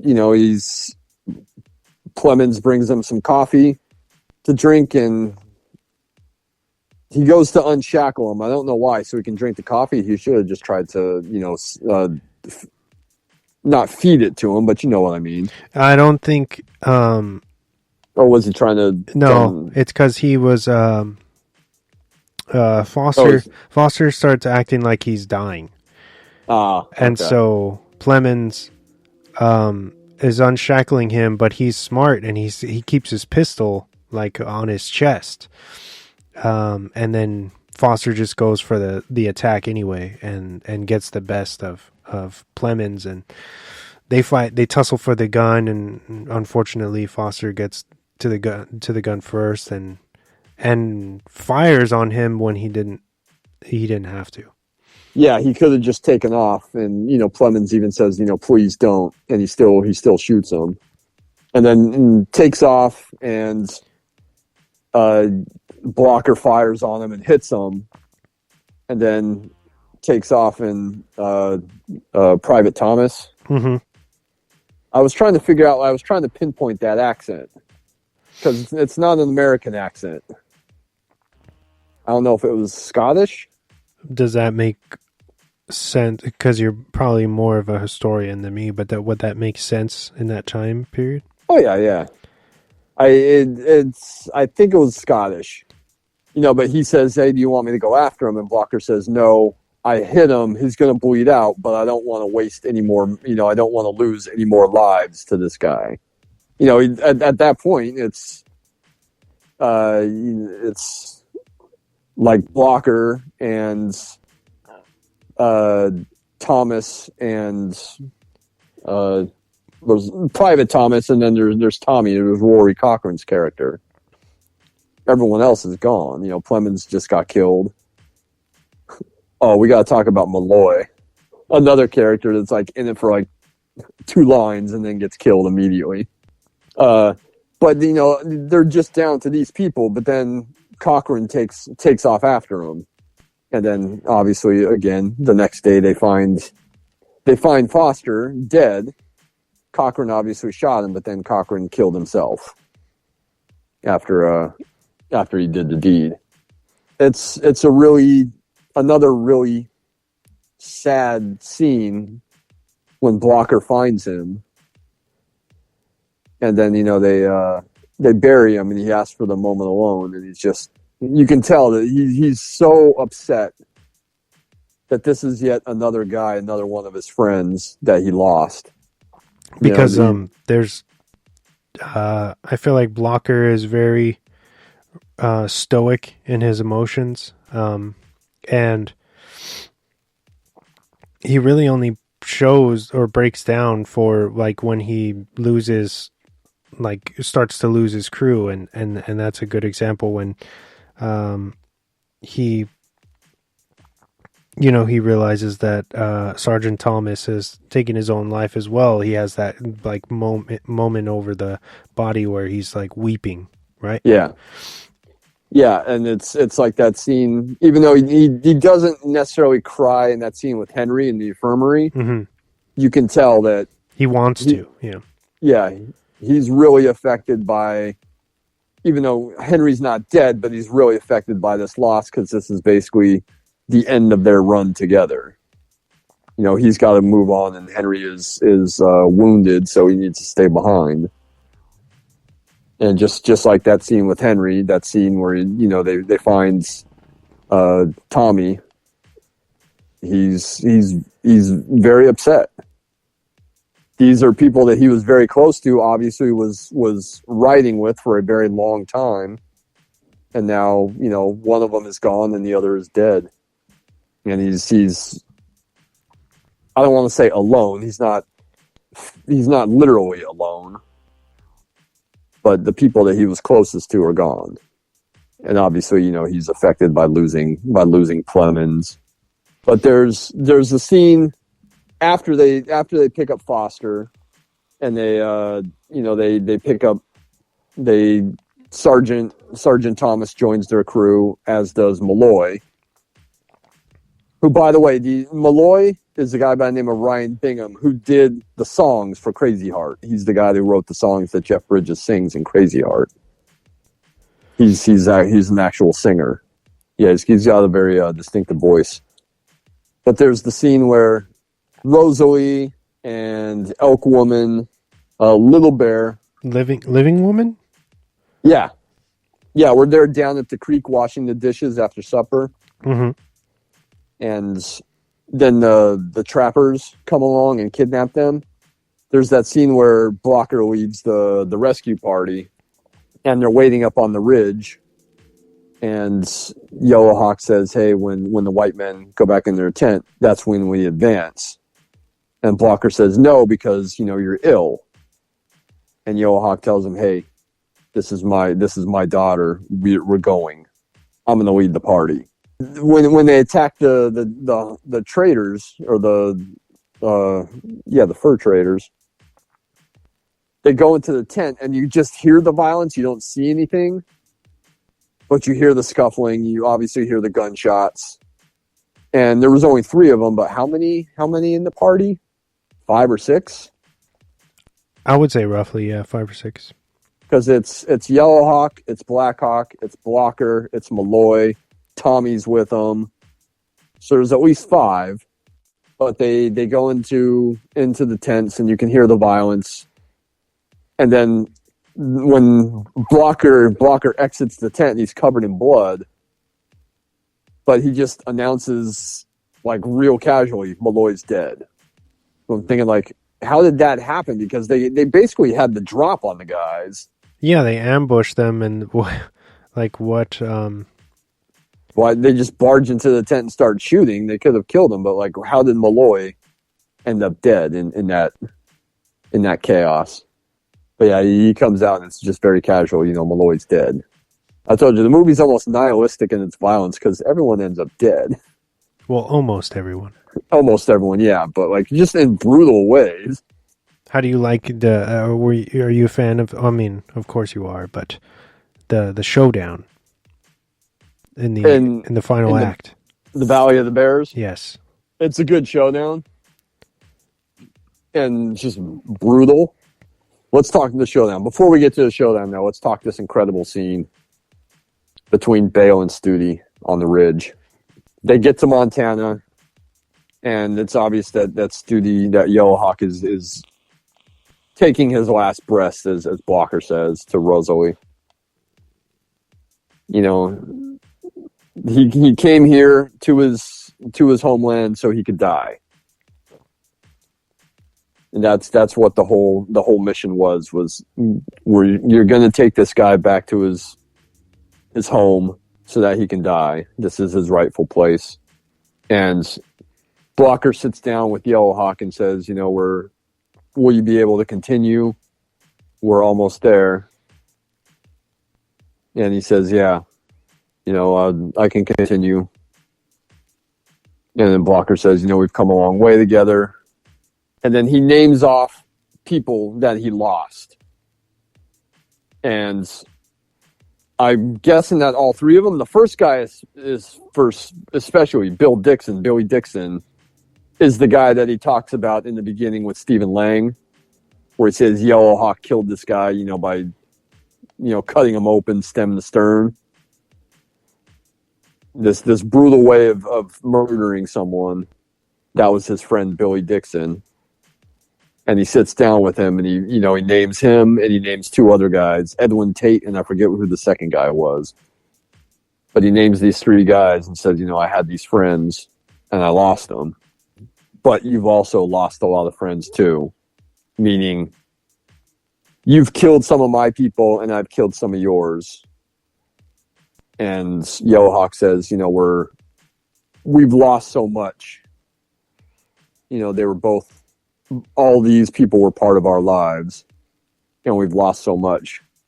But you and I, we're square in so many words. That's not verbatim, but he says, Blocker tells him, we're going to go down here, and a piece of me is going to die with you, either because someone who was his sworn enemy is dying, or someone who he came to have respect for is going to die. Someone who affected his life in both positive and negative ways. He's now going to lose this person too. I also think it's like this, the ultimate realization for Blocker, where he realizes if he were in Yellowhawk's situation, he would have done the same thing. So it's almost like he can't really fault him for doing what he needed to do to survive, right? Yeah. Yeah. They're enemies on a battlefield. They're both doing what they think they need to do. Who's in the right and who's in the wrong? History is written by the winners, as the saying goes. So yeah. If he were on the other side, he would have been the bad guy. He's the bad guy in this guy's mind, as Yellowhawk is the bad guy to him. So he tells him, we're going to go down here, you're home, and I want you to go in peace. And he calls him his friend. And then they get down to the valley, and eventually Yellowhawk does die. And they give him the burial, and then as they're burying him, Blocker sees the riders coming towards them, and they get there and said, "Hey, you're on our land. We saw you with the Cheyenne. You need to take that body and get out of here." And he tries to tell him, "Hey, we have by orders of the president." The guy tells him, I don't give a shit like what this paper says. you're on my land. He's like, president or not, like, we're not. This isn't going to happen. You need to take your dead Cheyenne and get out of here, or you better be making like several holes for a whole lot more of them, or something. Yeah, right. Yeah. And then there's a super kind of dramatic showdown where everything kind of slows, and Blocker is realizing that, you know, he could potentially die in this moment, and these guys are not going to back down. He throws the president's note and pulls his pistol. Rosalie pulls out the Winchester from the saddle and kind of initiates the encounter where, so to let these guys know that they are not going to stand for what they're trying to do, and they kind of laugh at her, right? Yeah, but you know who that guy is, right? Yes. I forget the actor's name, but he's from. Is he Walking Dead? Yeah, that's Scott Wilson. Yes. Who was a good actor who passed away not terribly long ago. Yeah, like the last one. This I think was the last movie that he was in. But yeah, he was known. He was Herschel on The Walking Dead for many years. He was in a bunch of other stuff. He's in Way of the Gun. He's great. If you've ever seen the 60s film that was made of In Cold Blood, he's one of the killers in Cold Blood, if you've ever seen that version, the version from the 60s. Mm-hmm. I mean, amazing true crime book, but the film version that they made, he's Dick Hickok. And then Robert Blake plays Perry Smith. But he's in that movie. He's very good in that. But yeah, that's Scott Wilson is the main guy in that scene. But yeah, go on. Rosalie pulls the rifle and makes a stand, and then pretty much everybody else follows. Yeah, Scott Wilson basically laughs at her, and he's like, "Hey, like, I don't think you have the guts to pull the trigger," and so immediately she does, and maims him, and then the shootout entails, and it gets really, like you said, it's very brutal. Yeah, it's pretty uncompromising because, yeah, another thing that I do like about that, and some other, at least more modern Westerns do, is like when there's a shootout, it's a little bit more chaotic. Yeah. You know, people kind of firing like at random and happen to get lucky, but they're not all sharpshooters. Mm-hmm. We talked about before, but like Open Range does that very well too. Yes, and I just rewatched Open Range maybe a couple weeks ago. Great movie, dude. I know that you wrecked it a year or two ago. I think we were talking about Good, the Bad, and the Ugly. Yes. But great movie. Super underrated movie. Why it's not available digitally, I don't know. Or at least on Blu-ray. Real bummer, but excellent movie. Kevin Costner is great. Duvall is great. Annette Bening is great. Diego Luna, can't forget Diego Luna. Diego Luna. Michael Gambon is a good villain. So is Kim Coates, who's like the right-hand villain. Who gets killed immediately in that shootout. Yeah. Well, he's Costner's smart enough in that scene to know that he's the most dangerous gun. So he's the guy that Costner's going to take out first. But yeah, it's that the climactic shootout in Hostiles reminds me of that a lot, where it's a bit more chaotic. But I mean, Living Woman, Elk Woman, both get cut down. Black Hawk gets killed. Private Thomas gets shot. Just everyone gets fucking shot. Even Bale takes a bullet, like in the elbow, or just above his elbow. You can see the blood squirt out when he gets hit.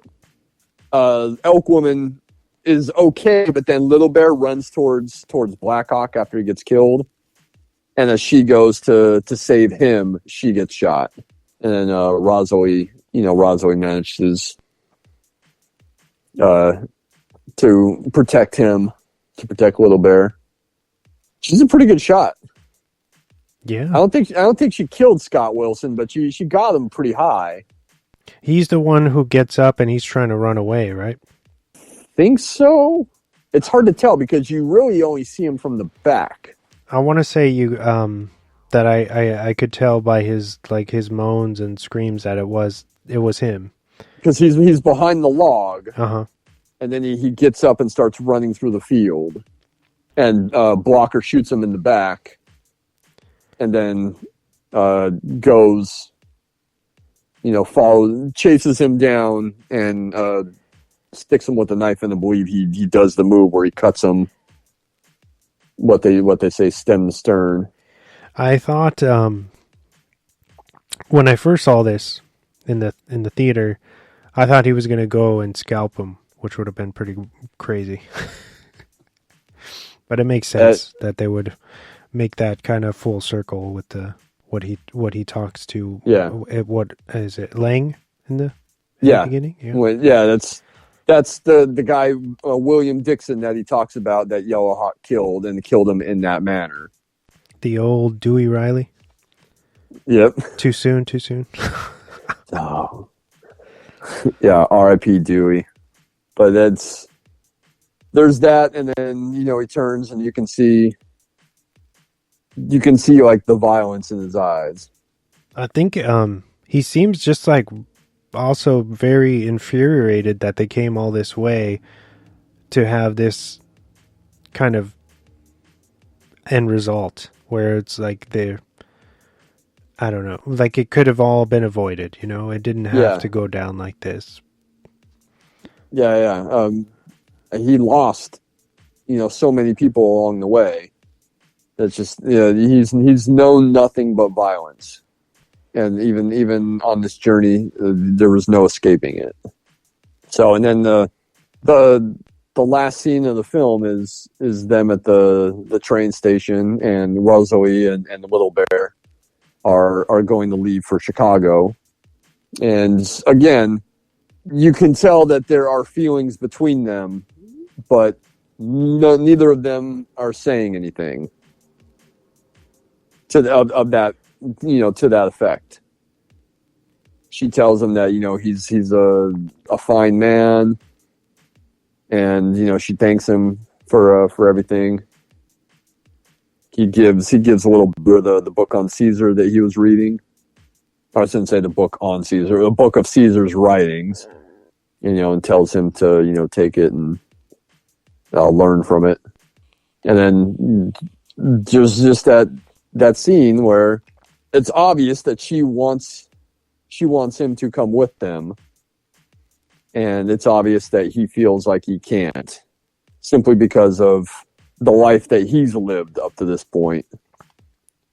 He's a man of violence, and he feels like he's not deserving of a more normal life, a domestic life. So she gets on the train with Little Bear, and the train starts to pull away from the station. There's a shot of Blocker walking away, and as he walks away, he kind of turns around, and it's a really just good bit of acting without really acting. You know what I mean? Yeah. He just you can see it in his face and in his eyes. You know what? I should go, because this is where I want to be. I'm done with this other life. This is where I want to be. And he just very calmly and casually walks back and grabs the end of the train as it pulls out of the station, and lets himself into the car. What a masterful sequence that is. I think it's great. And when I was doing the research, I read that Bale was kind of like, oh, I don't know, that's a little too much of a happy ending. And he was like disagreeing with it. And then Cooper says, hey, you know what? Let's just shoot it, and then you tell me what you think. And after they shoot it, they edit it, it's in the movie, it's the end of the film, Bale agrees, no, that was the right choice. That was the right decision. But I don't think it's not like a sappy ending. No. She's not like crying and begging him to stay, and they're not like exchanging I love yous. And then you don't see like a reunion of them on the train, like hugging and kissing and, being all like that. It's just very much like there's so much that's unsaid between them that she wants him to come with them, that, whether or not they have this really deep relationship or just an attraction. It's also like a sense of trauma bonding, no? Yeah. Yeah. They've both been through terrible situations. They've both seen, their loved ones die, and they've been through a lot together, and they have this bond. But she's not like I said, she's not begging him to stay with tears streaming down her face. Even on the second rewatch last night, I was waiting for that line, oh, please come with us. And she never says it. She's kind of waiting for him to make that decision. So I don't think it's a happy ending, because she wants him to come with them, and he ends up doing that. But it's not like a sappy ending like the end of a rom-com or something. It's also Rosamund Pike, man. Don't be a dummy. You know what I'm saying? But I appreciated that. I appreciate that. I know what you're saying. Yeah. I know what you're saying. I can appreciate the ending because I felt like he had to make that decision on his own terms, and it's kind of like a subtle way of showing us, the audience, that he's finally breaking down these barriers that he's had up for so long. Yeah. That stoic exterior that he's had throughout this whole film. He finally is willing to let it go and try to finally go and make her, as much of a normal life as he can from that point on. It's okay to allow yourself happiness. Yes. It's okay. And and that's what he chooses, which is absolutely the right decision. It's absolutely what I would have done, what you obviously would have done. Yeah. But yeah, I remember after Joel had watched it and we were talking about it, and he was like, "Man, that's such a good fucking movie. I can't believe no one has seen that movie." I was like, "Dude, that scene at the end at the train station, there's just that little that look on Bale's face and that look in his eyes, and maybe even the most subtle of nods to himself. This is what I should do. This is where I want to be, and I'm going to go." And that's how it ends. And by the way, we never really talked about it in the bulk of this episode. You mentioned him at the top, but the score by Max Richter is so fucking good. Yes. And I know his name and I know some of the music that he's done for the movies, but I went looking. He hasn't done a whole lot of big things. He scored this. He scored Ad Astra.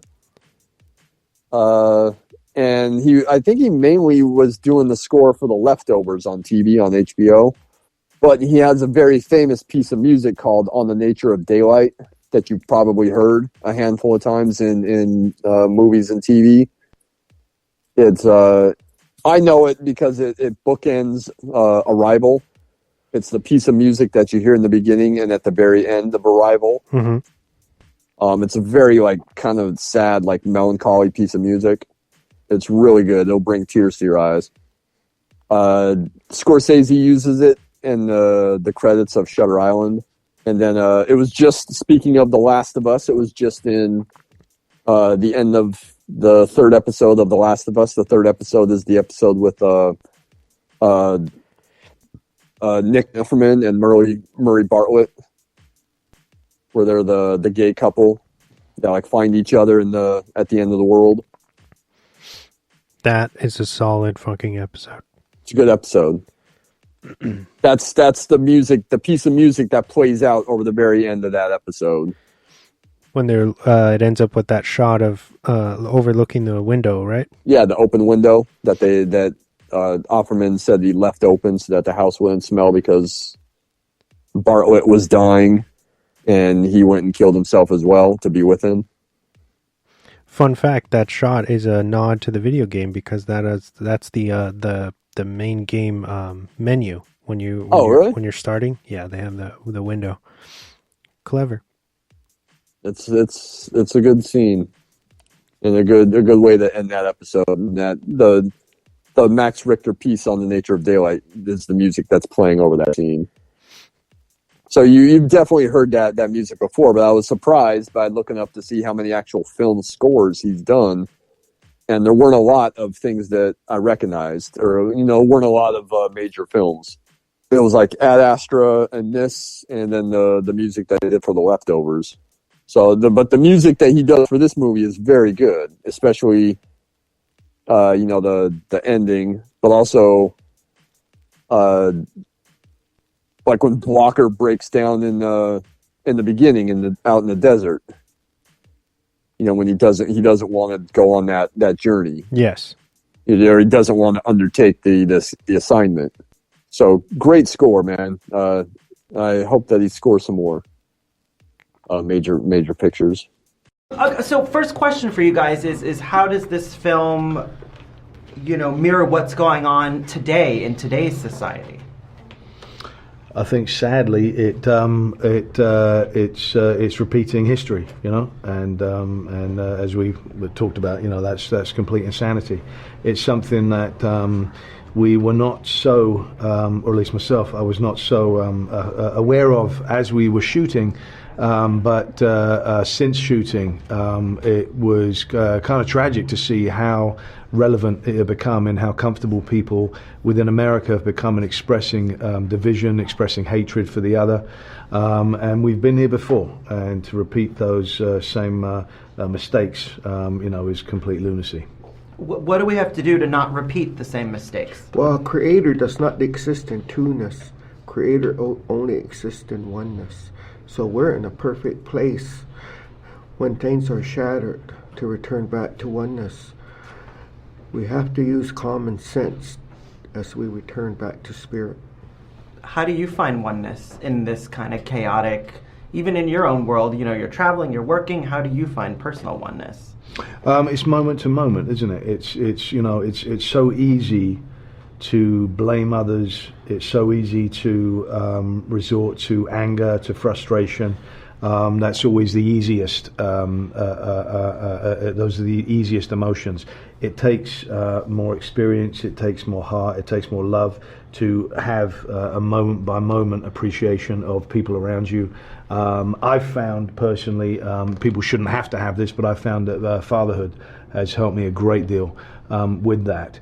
And this story is all about that. It's all about how do you have someone who's as battle-hardened and full of hatred and full of bigotry as the character I'm playing in Blocker. How do you have such a man return, and how do you turn off that hatred? How do you turn off that fight without rendering his friends' deaths and brothers-in-arms' deaths meaningless? It's a hell of a journey, but I think it's very symbolic of Americans' history. It addresses the genocide of the American Indian, and but it's something that it's set in 1892. It really could have been set in 1992. It could have been set in 2017 as well. What do you make of the continued fascination between cowboys and Native Americans and that conflict? Well, first of all, nothing is impossible with the Creator. And I think the propaganda of the cowboy and Indian and the genocide, today we're at a critical point with the connection that we have with body, mind, and spirit. You attract not what you want, but what you are. And our projections is of what we think of ourselves. And today is an example of it, where we stand globally. Last conflict you had and how you solved it? They're internal conflicts, aren't they? Internal battles that you have, and you do it experience. You recognize the mistakes you made in the past. You recognize the anger has never at one time in my life solved anything. I do believe it can be used, and I'd love to hear your thoughts on this. I do believe it can be used for positive, but it's a very tricky thing to be able to do in an accurate way. So it's internal conflicts that you deal with on a day-to-day basis of just how to live a better life. And personally, I think every single film that has ever been made is about how to live a better life. What are your thoughts? Well, you cannot achieve goodness by doing good. It starts with seeing the goodness in yourself and allowing that to radiate outward. What do you think? Can anger ever be used for positive? You can use anger as a weapon, but it'll never defeat love. And I love you, and there's nothing you can do about it. So, he's kind of blowing my mind right now. Yeah. I had the absolute pleasure of I thought that I was just going to be learning the Cheyenne language. And then when I first met with Chief Philip, he refused to teach me the language. He wouldn't even look me in the eye. And I was curious, and I thought, well, this. And he said to me, until I learn about the culture and the way of life of Cheyenne, I cannot possibly begin to even utter a single word of the language. And he was absolutely correct. And he helped me in my portrayal so much, and he also enhanced Scott's vision for this film so much. We're indebted to Chief Philip immensely. Did you get to go see this on the big screen? I did, and I was thinking back. You and I recommended this movie, I think before you and I had even seen it, but we were excited for it, and it was coming out the weekend when we did the episode on 7. Yes. We were like, oh yeah, like Hostiles opens up this weekend. Go watch it. Well, because we had been waiting because it had what? How do you say? Smaller. It had a small release, but like the trailer was out like months ahead of time, and I thought for sure that it would have been released like around the holidays. Mm-hmm. You know, like a big Thanksgiving or like around Christmas, you know, making that last push to be eligible for Academy Awards. Mm-hmm. And I believe it was like in, you know, New York, Los Angeles, and then was released out here in January. But yeah, this was last movie, or maybe one of the last films I was able to take my dad to before he got sick. Because he really wanted to see it. And I took him down to Fashion Valley, and we watched it one morning. But I know that you did. You remember where you were? I believe I saw this at Hazard Center, if I'm not mistaken. How is Hazard Center? I haven't been there since maybe I was in high school. The chairs are newer and comfortable, but the houses aren't terribly big, so I'm not sure. No, if yeah, it was scene. Yeah. It was always a smaller theater, so a lot smaller. And there is one bigger house, at least there was back in the day, but I can't remember the last movie that I actually saw there. Besides, like what I watched when I was in high school. And the prices are pretty fair. I think it's like $10, and then on Tuesdays it's like $7 or $8 a ticket. That's what I hear. Is that a Regal? Is that an Ultrastar? Ultrastar, yeah. Ultrastar, okay. Yeah, this was a movie that not a lot of theaters had, and I'll tell you why. But so I had to search for it. It wasn't playing at any of the theaters that I worked for, so that's why I ended up down at Fashion Valley. But this, like I said, I'm trying to think like what the last movie I took my dad to see, and I think it might have been Hostiles. Did he enjoy it? That or The Last Jedi, like one of those, because we went to go watch The Last Jedi a couple times, because he really liked it. Yeah, he loved it. He loved Hostiles, and because as we've discussed before, because he was big in the westerns, because that's what the big movie was when he was young and when he was growing up. So he always had like an affinity for westerns. So if there was like a really good western that was coming out that I really wanted to see, he and I would go. You know, I would take him, or take him and my mom back when she was still alive. And this was, he and I saw Hostiles. My mom was already passed at that point. But I remember taking both of them to see Open Range. I remember taking them to see True Grit. When was True Grit? 2010? 2010, yeah.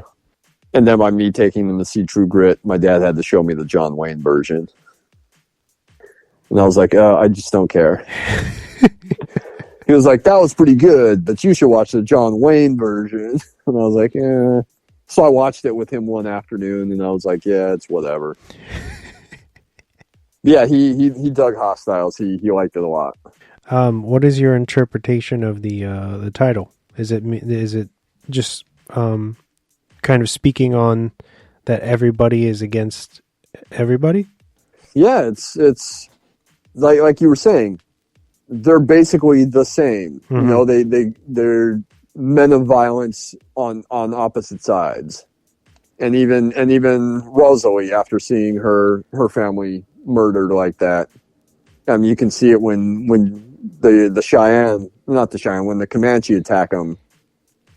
You know, and she, even though that the Comanche warrior is dead, she still shoots him. Yeah. And, you know, and empties the pistol into him. And she's the one to start the melee at the end in the burial grounds.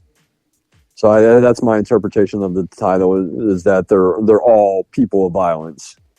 You know, they've all been affected by it, whether they're the ones perpetrating it, whether they're the ones that have been affected by it. That's how I see it. You? I agree. I just wanted to for you to verify. Yes. Here's why this movie didn't get a super wide release. It's why the movie probably just died. It was, I think with the Blu-ray, it was Lionsgate, but it wasn't Lionsgate originally. It was from a studio called Entertainment Studios, Mm-hmm. which is the most generic fucking name someone could come up with. But Entertainment Studios was originally producing and distributing television shows for syndication. And then back in 2016, they expanded into film distribution. They tried to make an expensive bid to acquire Nate Parker's Birth of a Nation. Have you ever seen that? I'm aware of it, but I don't believe I've seen it. That's about the Nat Turner slave uprising. Yeah, it's a pretty rough picture, right? Yeah. But they made a bid for that movie and lost out on it. Fox Searchlight picked it up, and Fox Searchlight acquired it for like $20 million or some like crazy high amount. That was like, if I'm not mistaken, one of the highest prices paid for a movie. They make the bid to acquire Birth of a Nation. They lose out on that. But soon afterwards, they acquire 47 Meters Down. And they acquire 47 Meters Down from Dimension, which I think was trying to distribute that movie on like straight to video. Mm-hmm. Excuse me, which is weird because Dimension's always been a smaller production house, like focusing on smaller budgeted, you know, horror movies and thrillers. Yeah, genre pictures, yeah. Yeah. So why they would take something like 47 Meters Down, which wasn't an expensive movie, and going like straight to digital or straight to video with that, I don't know. But anyways, Entertainment Studios acquires them. 47 Meters Down gets a proper theatrical release, turns out to be a bit of a hit.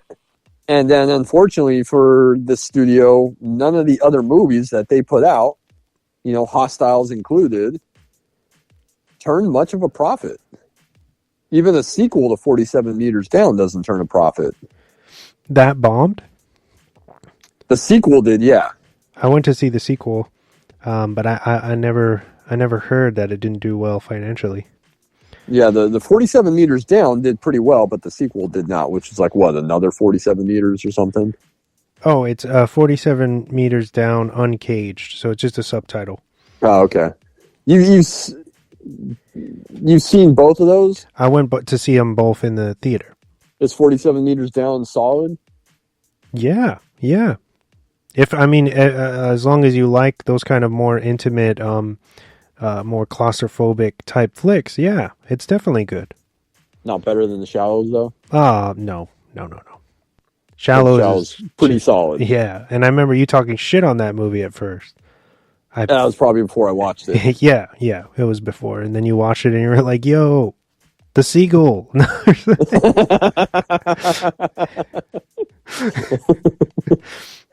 The seagull is like the dog in Prey. It could have its own movie, and I would watch it.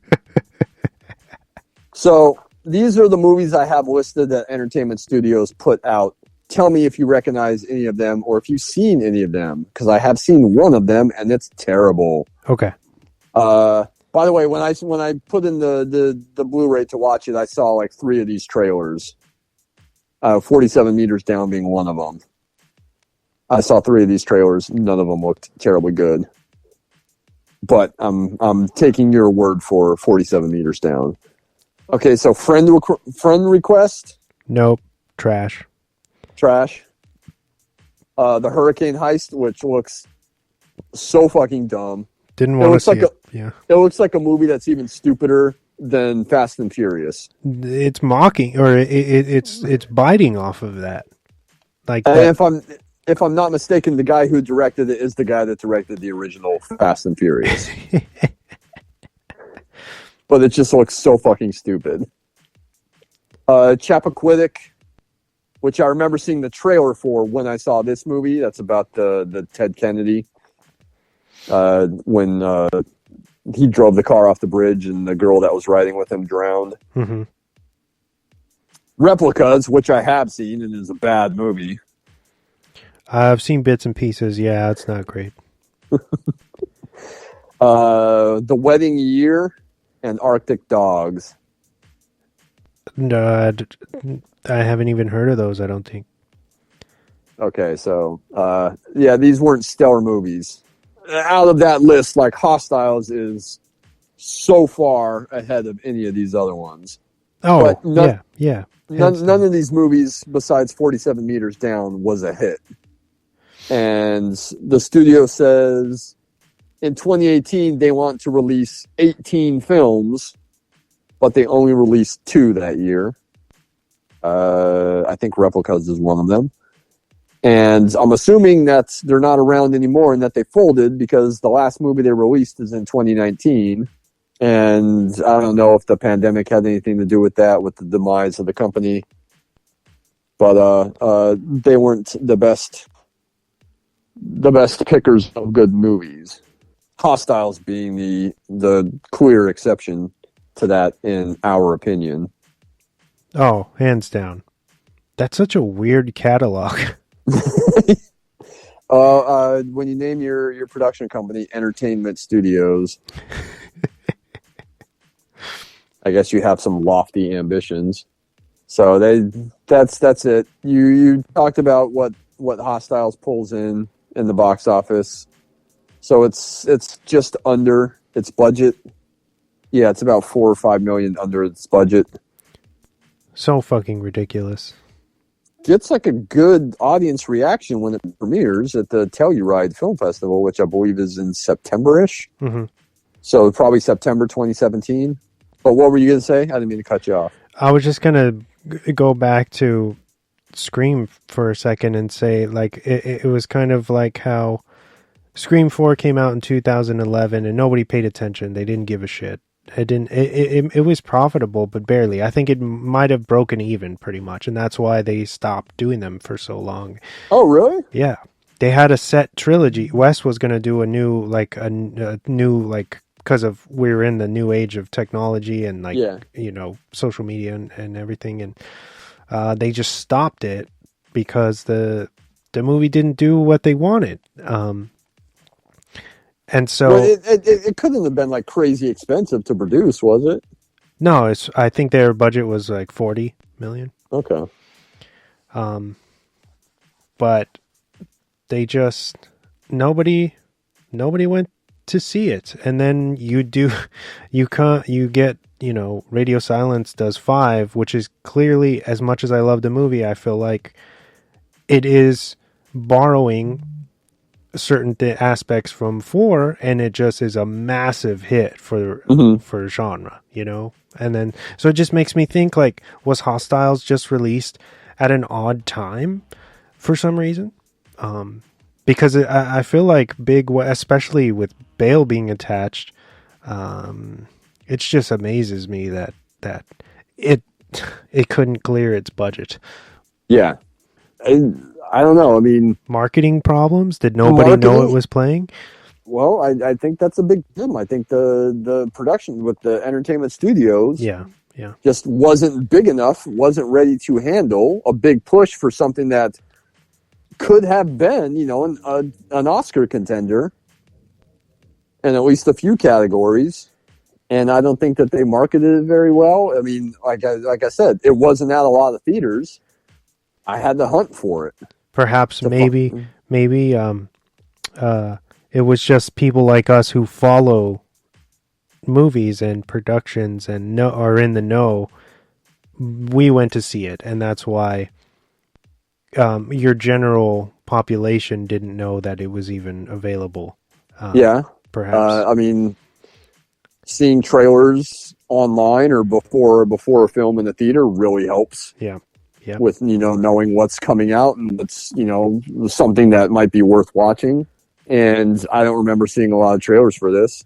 I might have even watched a trailer for it online somewhere and not actually seen it in a theater, before whatever movie I saw a couple of months before this came out. I remember being into the thought of it purely because of Scott Cooper. I was like, oh, this is his new flick, and he's teaming up with Christian Bale, and he claims that he wrote like his Blocker's character with Christian Bale in mind. That's fucking rad. Like, I'm down. And of course we talked about his filmography beforehand was pretty much banger after banger.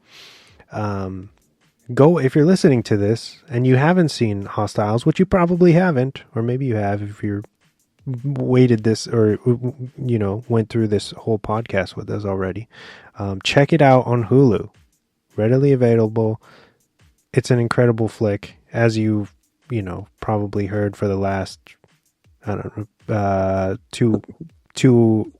a half hours 2.5 hours plus now. Check it out because it deserves your attention.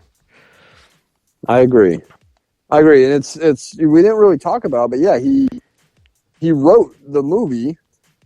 Well, first of all, it was a manuscript that was discovered by a guy's wife after he had passed away, and this guy's wife, his name was Donald Stewart, who mainly wrote for the Tom Clancy movies. Because I was looking to see what else he had written, and he wrote or co-wrote at least the Hunt for Red October, Patriot Games, and Clear and Present Danger. So those were the only like big movies I saw that he had written, and the movie called Missing from like the early '80s, which is a very good movie, which I suggest you check out with Jack Lemmon. Okay. But he died in 1999. And I guess his widow found the manuscript as she was moving houses, and because she was a big fan of Crazy Heart and Out of the Furnace, she thought that Cooper would be good to direct this movie, so she turned it over to him. He rewrote it, and apparently rewrote it with all of these actors in mind. And I guess has been on record as saying if Studi had turned it down, he wouldn't have made the movie.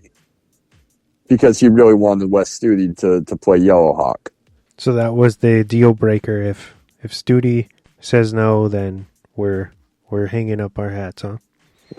In my research, that's what I saw, yes.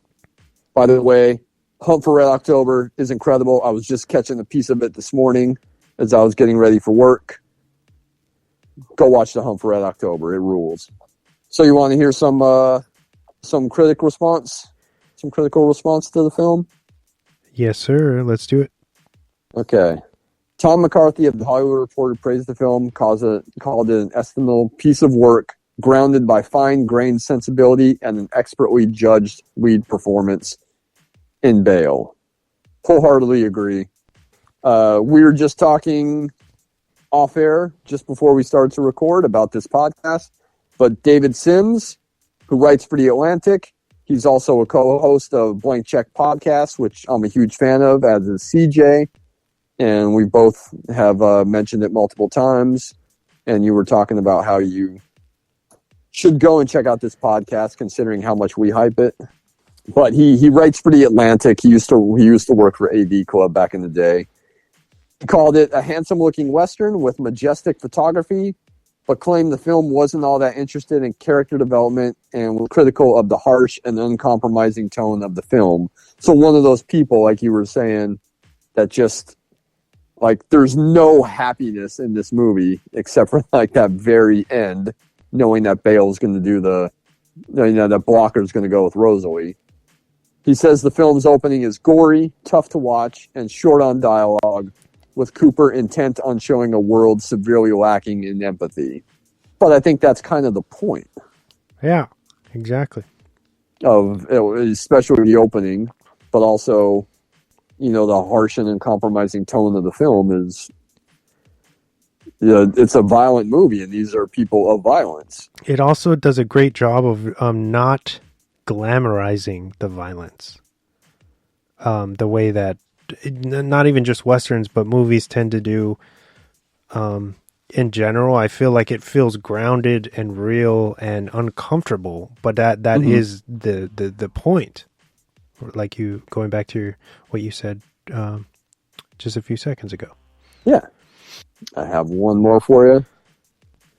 William Bibiani of IGN criticized Cooper for wasting the talents of his actors and cinematographer in a by-the-number storyline with a rather obvious message about how it's harder to be despicable to people after you get to know them. He's not wrong, per se. But that's a big generalization. But I don't think for one moment that he's wasted the talents of his actors and his cinematographer. He said Cooper directs Hostiles with an eye for greatness, but the actual material simply isn't deep enough to justify the solemn presentation. It's not entertaining. It's not illuminating. It's not even complicated. It's mostly just a bummer. It's not a happy film. We've kind of established that over the course of this show, but I still think it's a very good movie, but violent.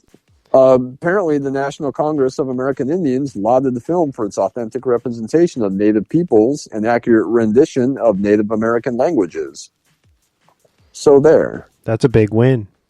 And here's its opening weekend. Opens in third place, 10 million. Pretty solid opening weekend for a small movie with even 40 million is kind of low for this movie. I mean, all the location shooting is beautiful. They were shooting in, I think, was New Mexico? New Mexico. I don't know if they shot everything in New Mexico. But yeah, mainly in New Mexico. Because I know I saw an interview where Wes was saying that they shot pretty much where he lives, in and around where he stays at. So he was like, yeah, I was just like pretty much kicking it in my backyard, and everybody else was having a pretty hard time with the weird elevation and trying to adjust to, the different temperatures. It was shot during monsoon season. That's not fun. That's hot and muggy and raining. But it looks great. It does look great. It looks beautiful. It's amazing when you see a movie like this and you think, wow, where in this country did they shoot that, where there's not like skyscrapers and buildings and people, trash everywhere. It's nice to know that there are still places in this country that look like they are still preserved.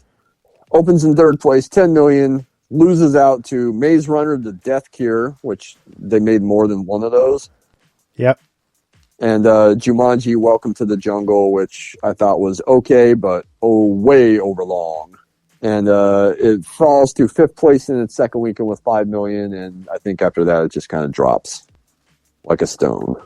So that's what I have to say. That's probably the course of my notes, since there weren't a whole lot. Check out Hostiles. It's streaming on Hulu, so no excuses. Let us know what you think.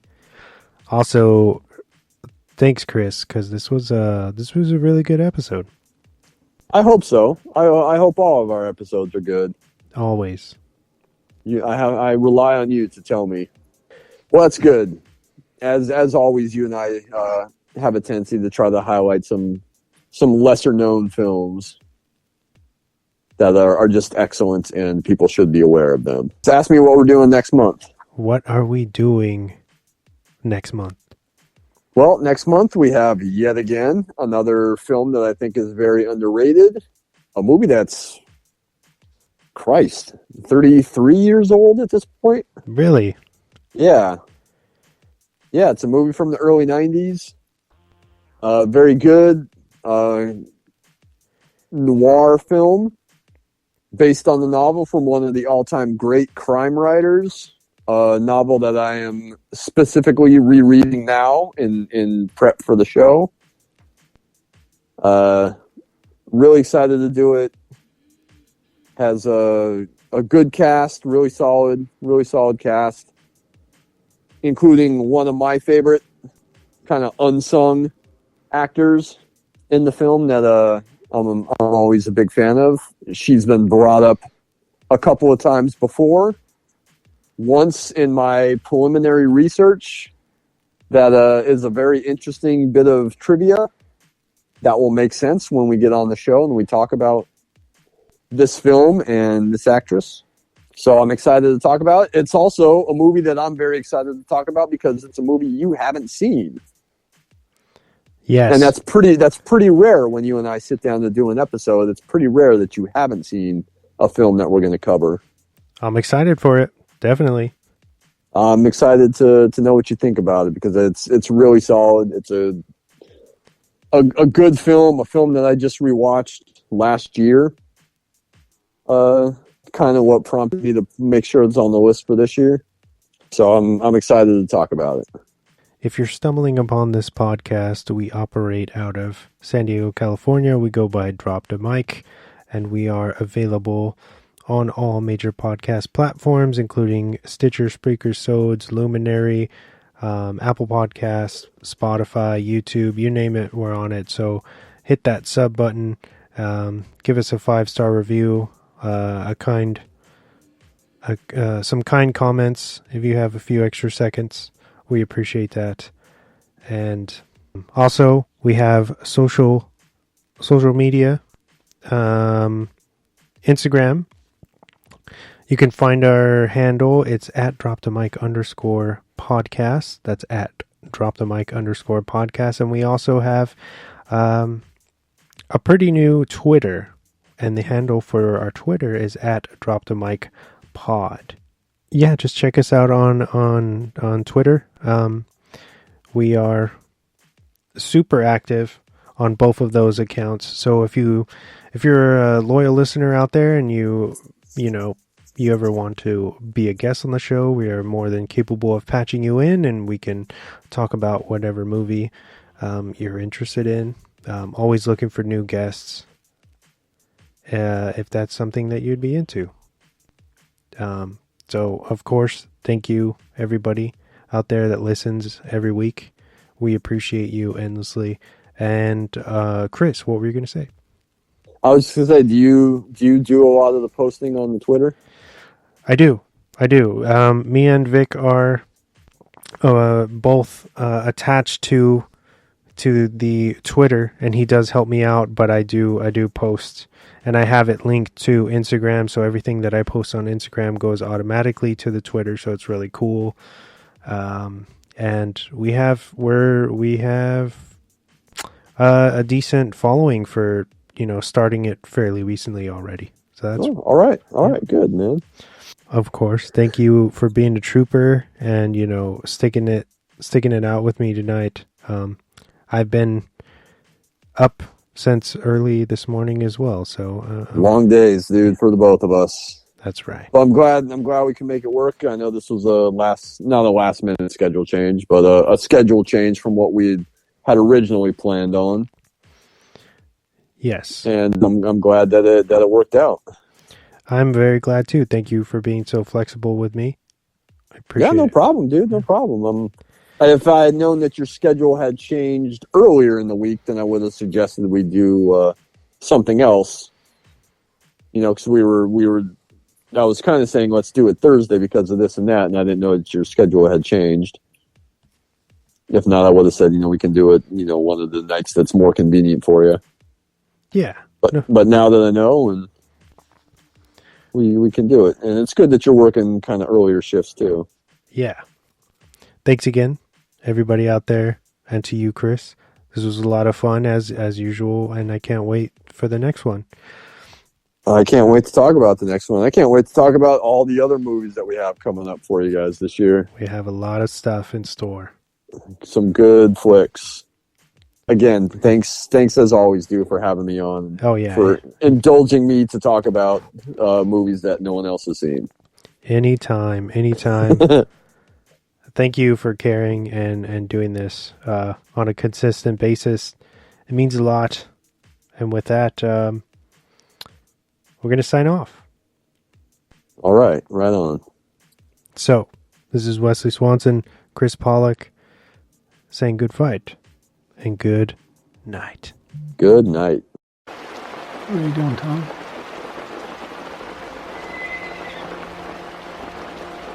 I gotta move on. What are you talking about? You get back inside your tent, you're gonna freeze. I don't feel anything.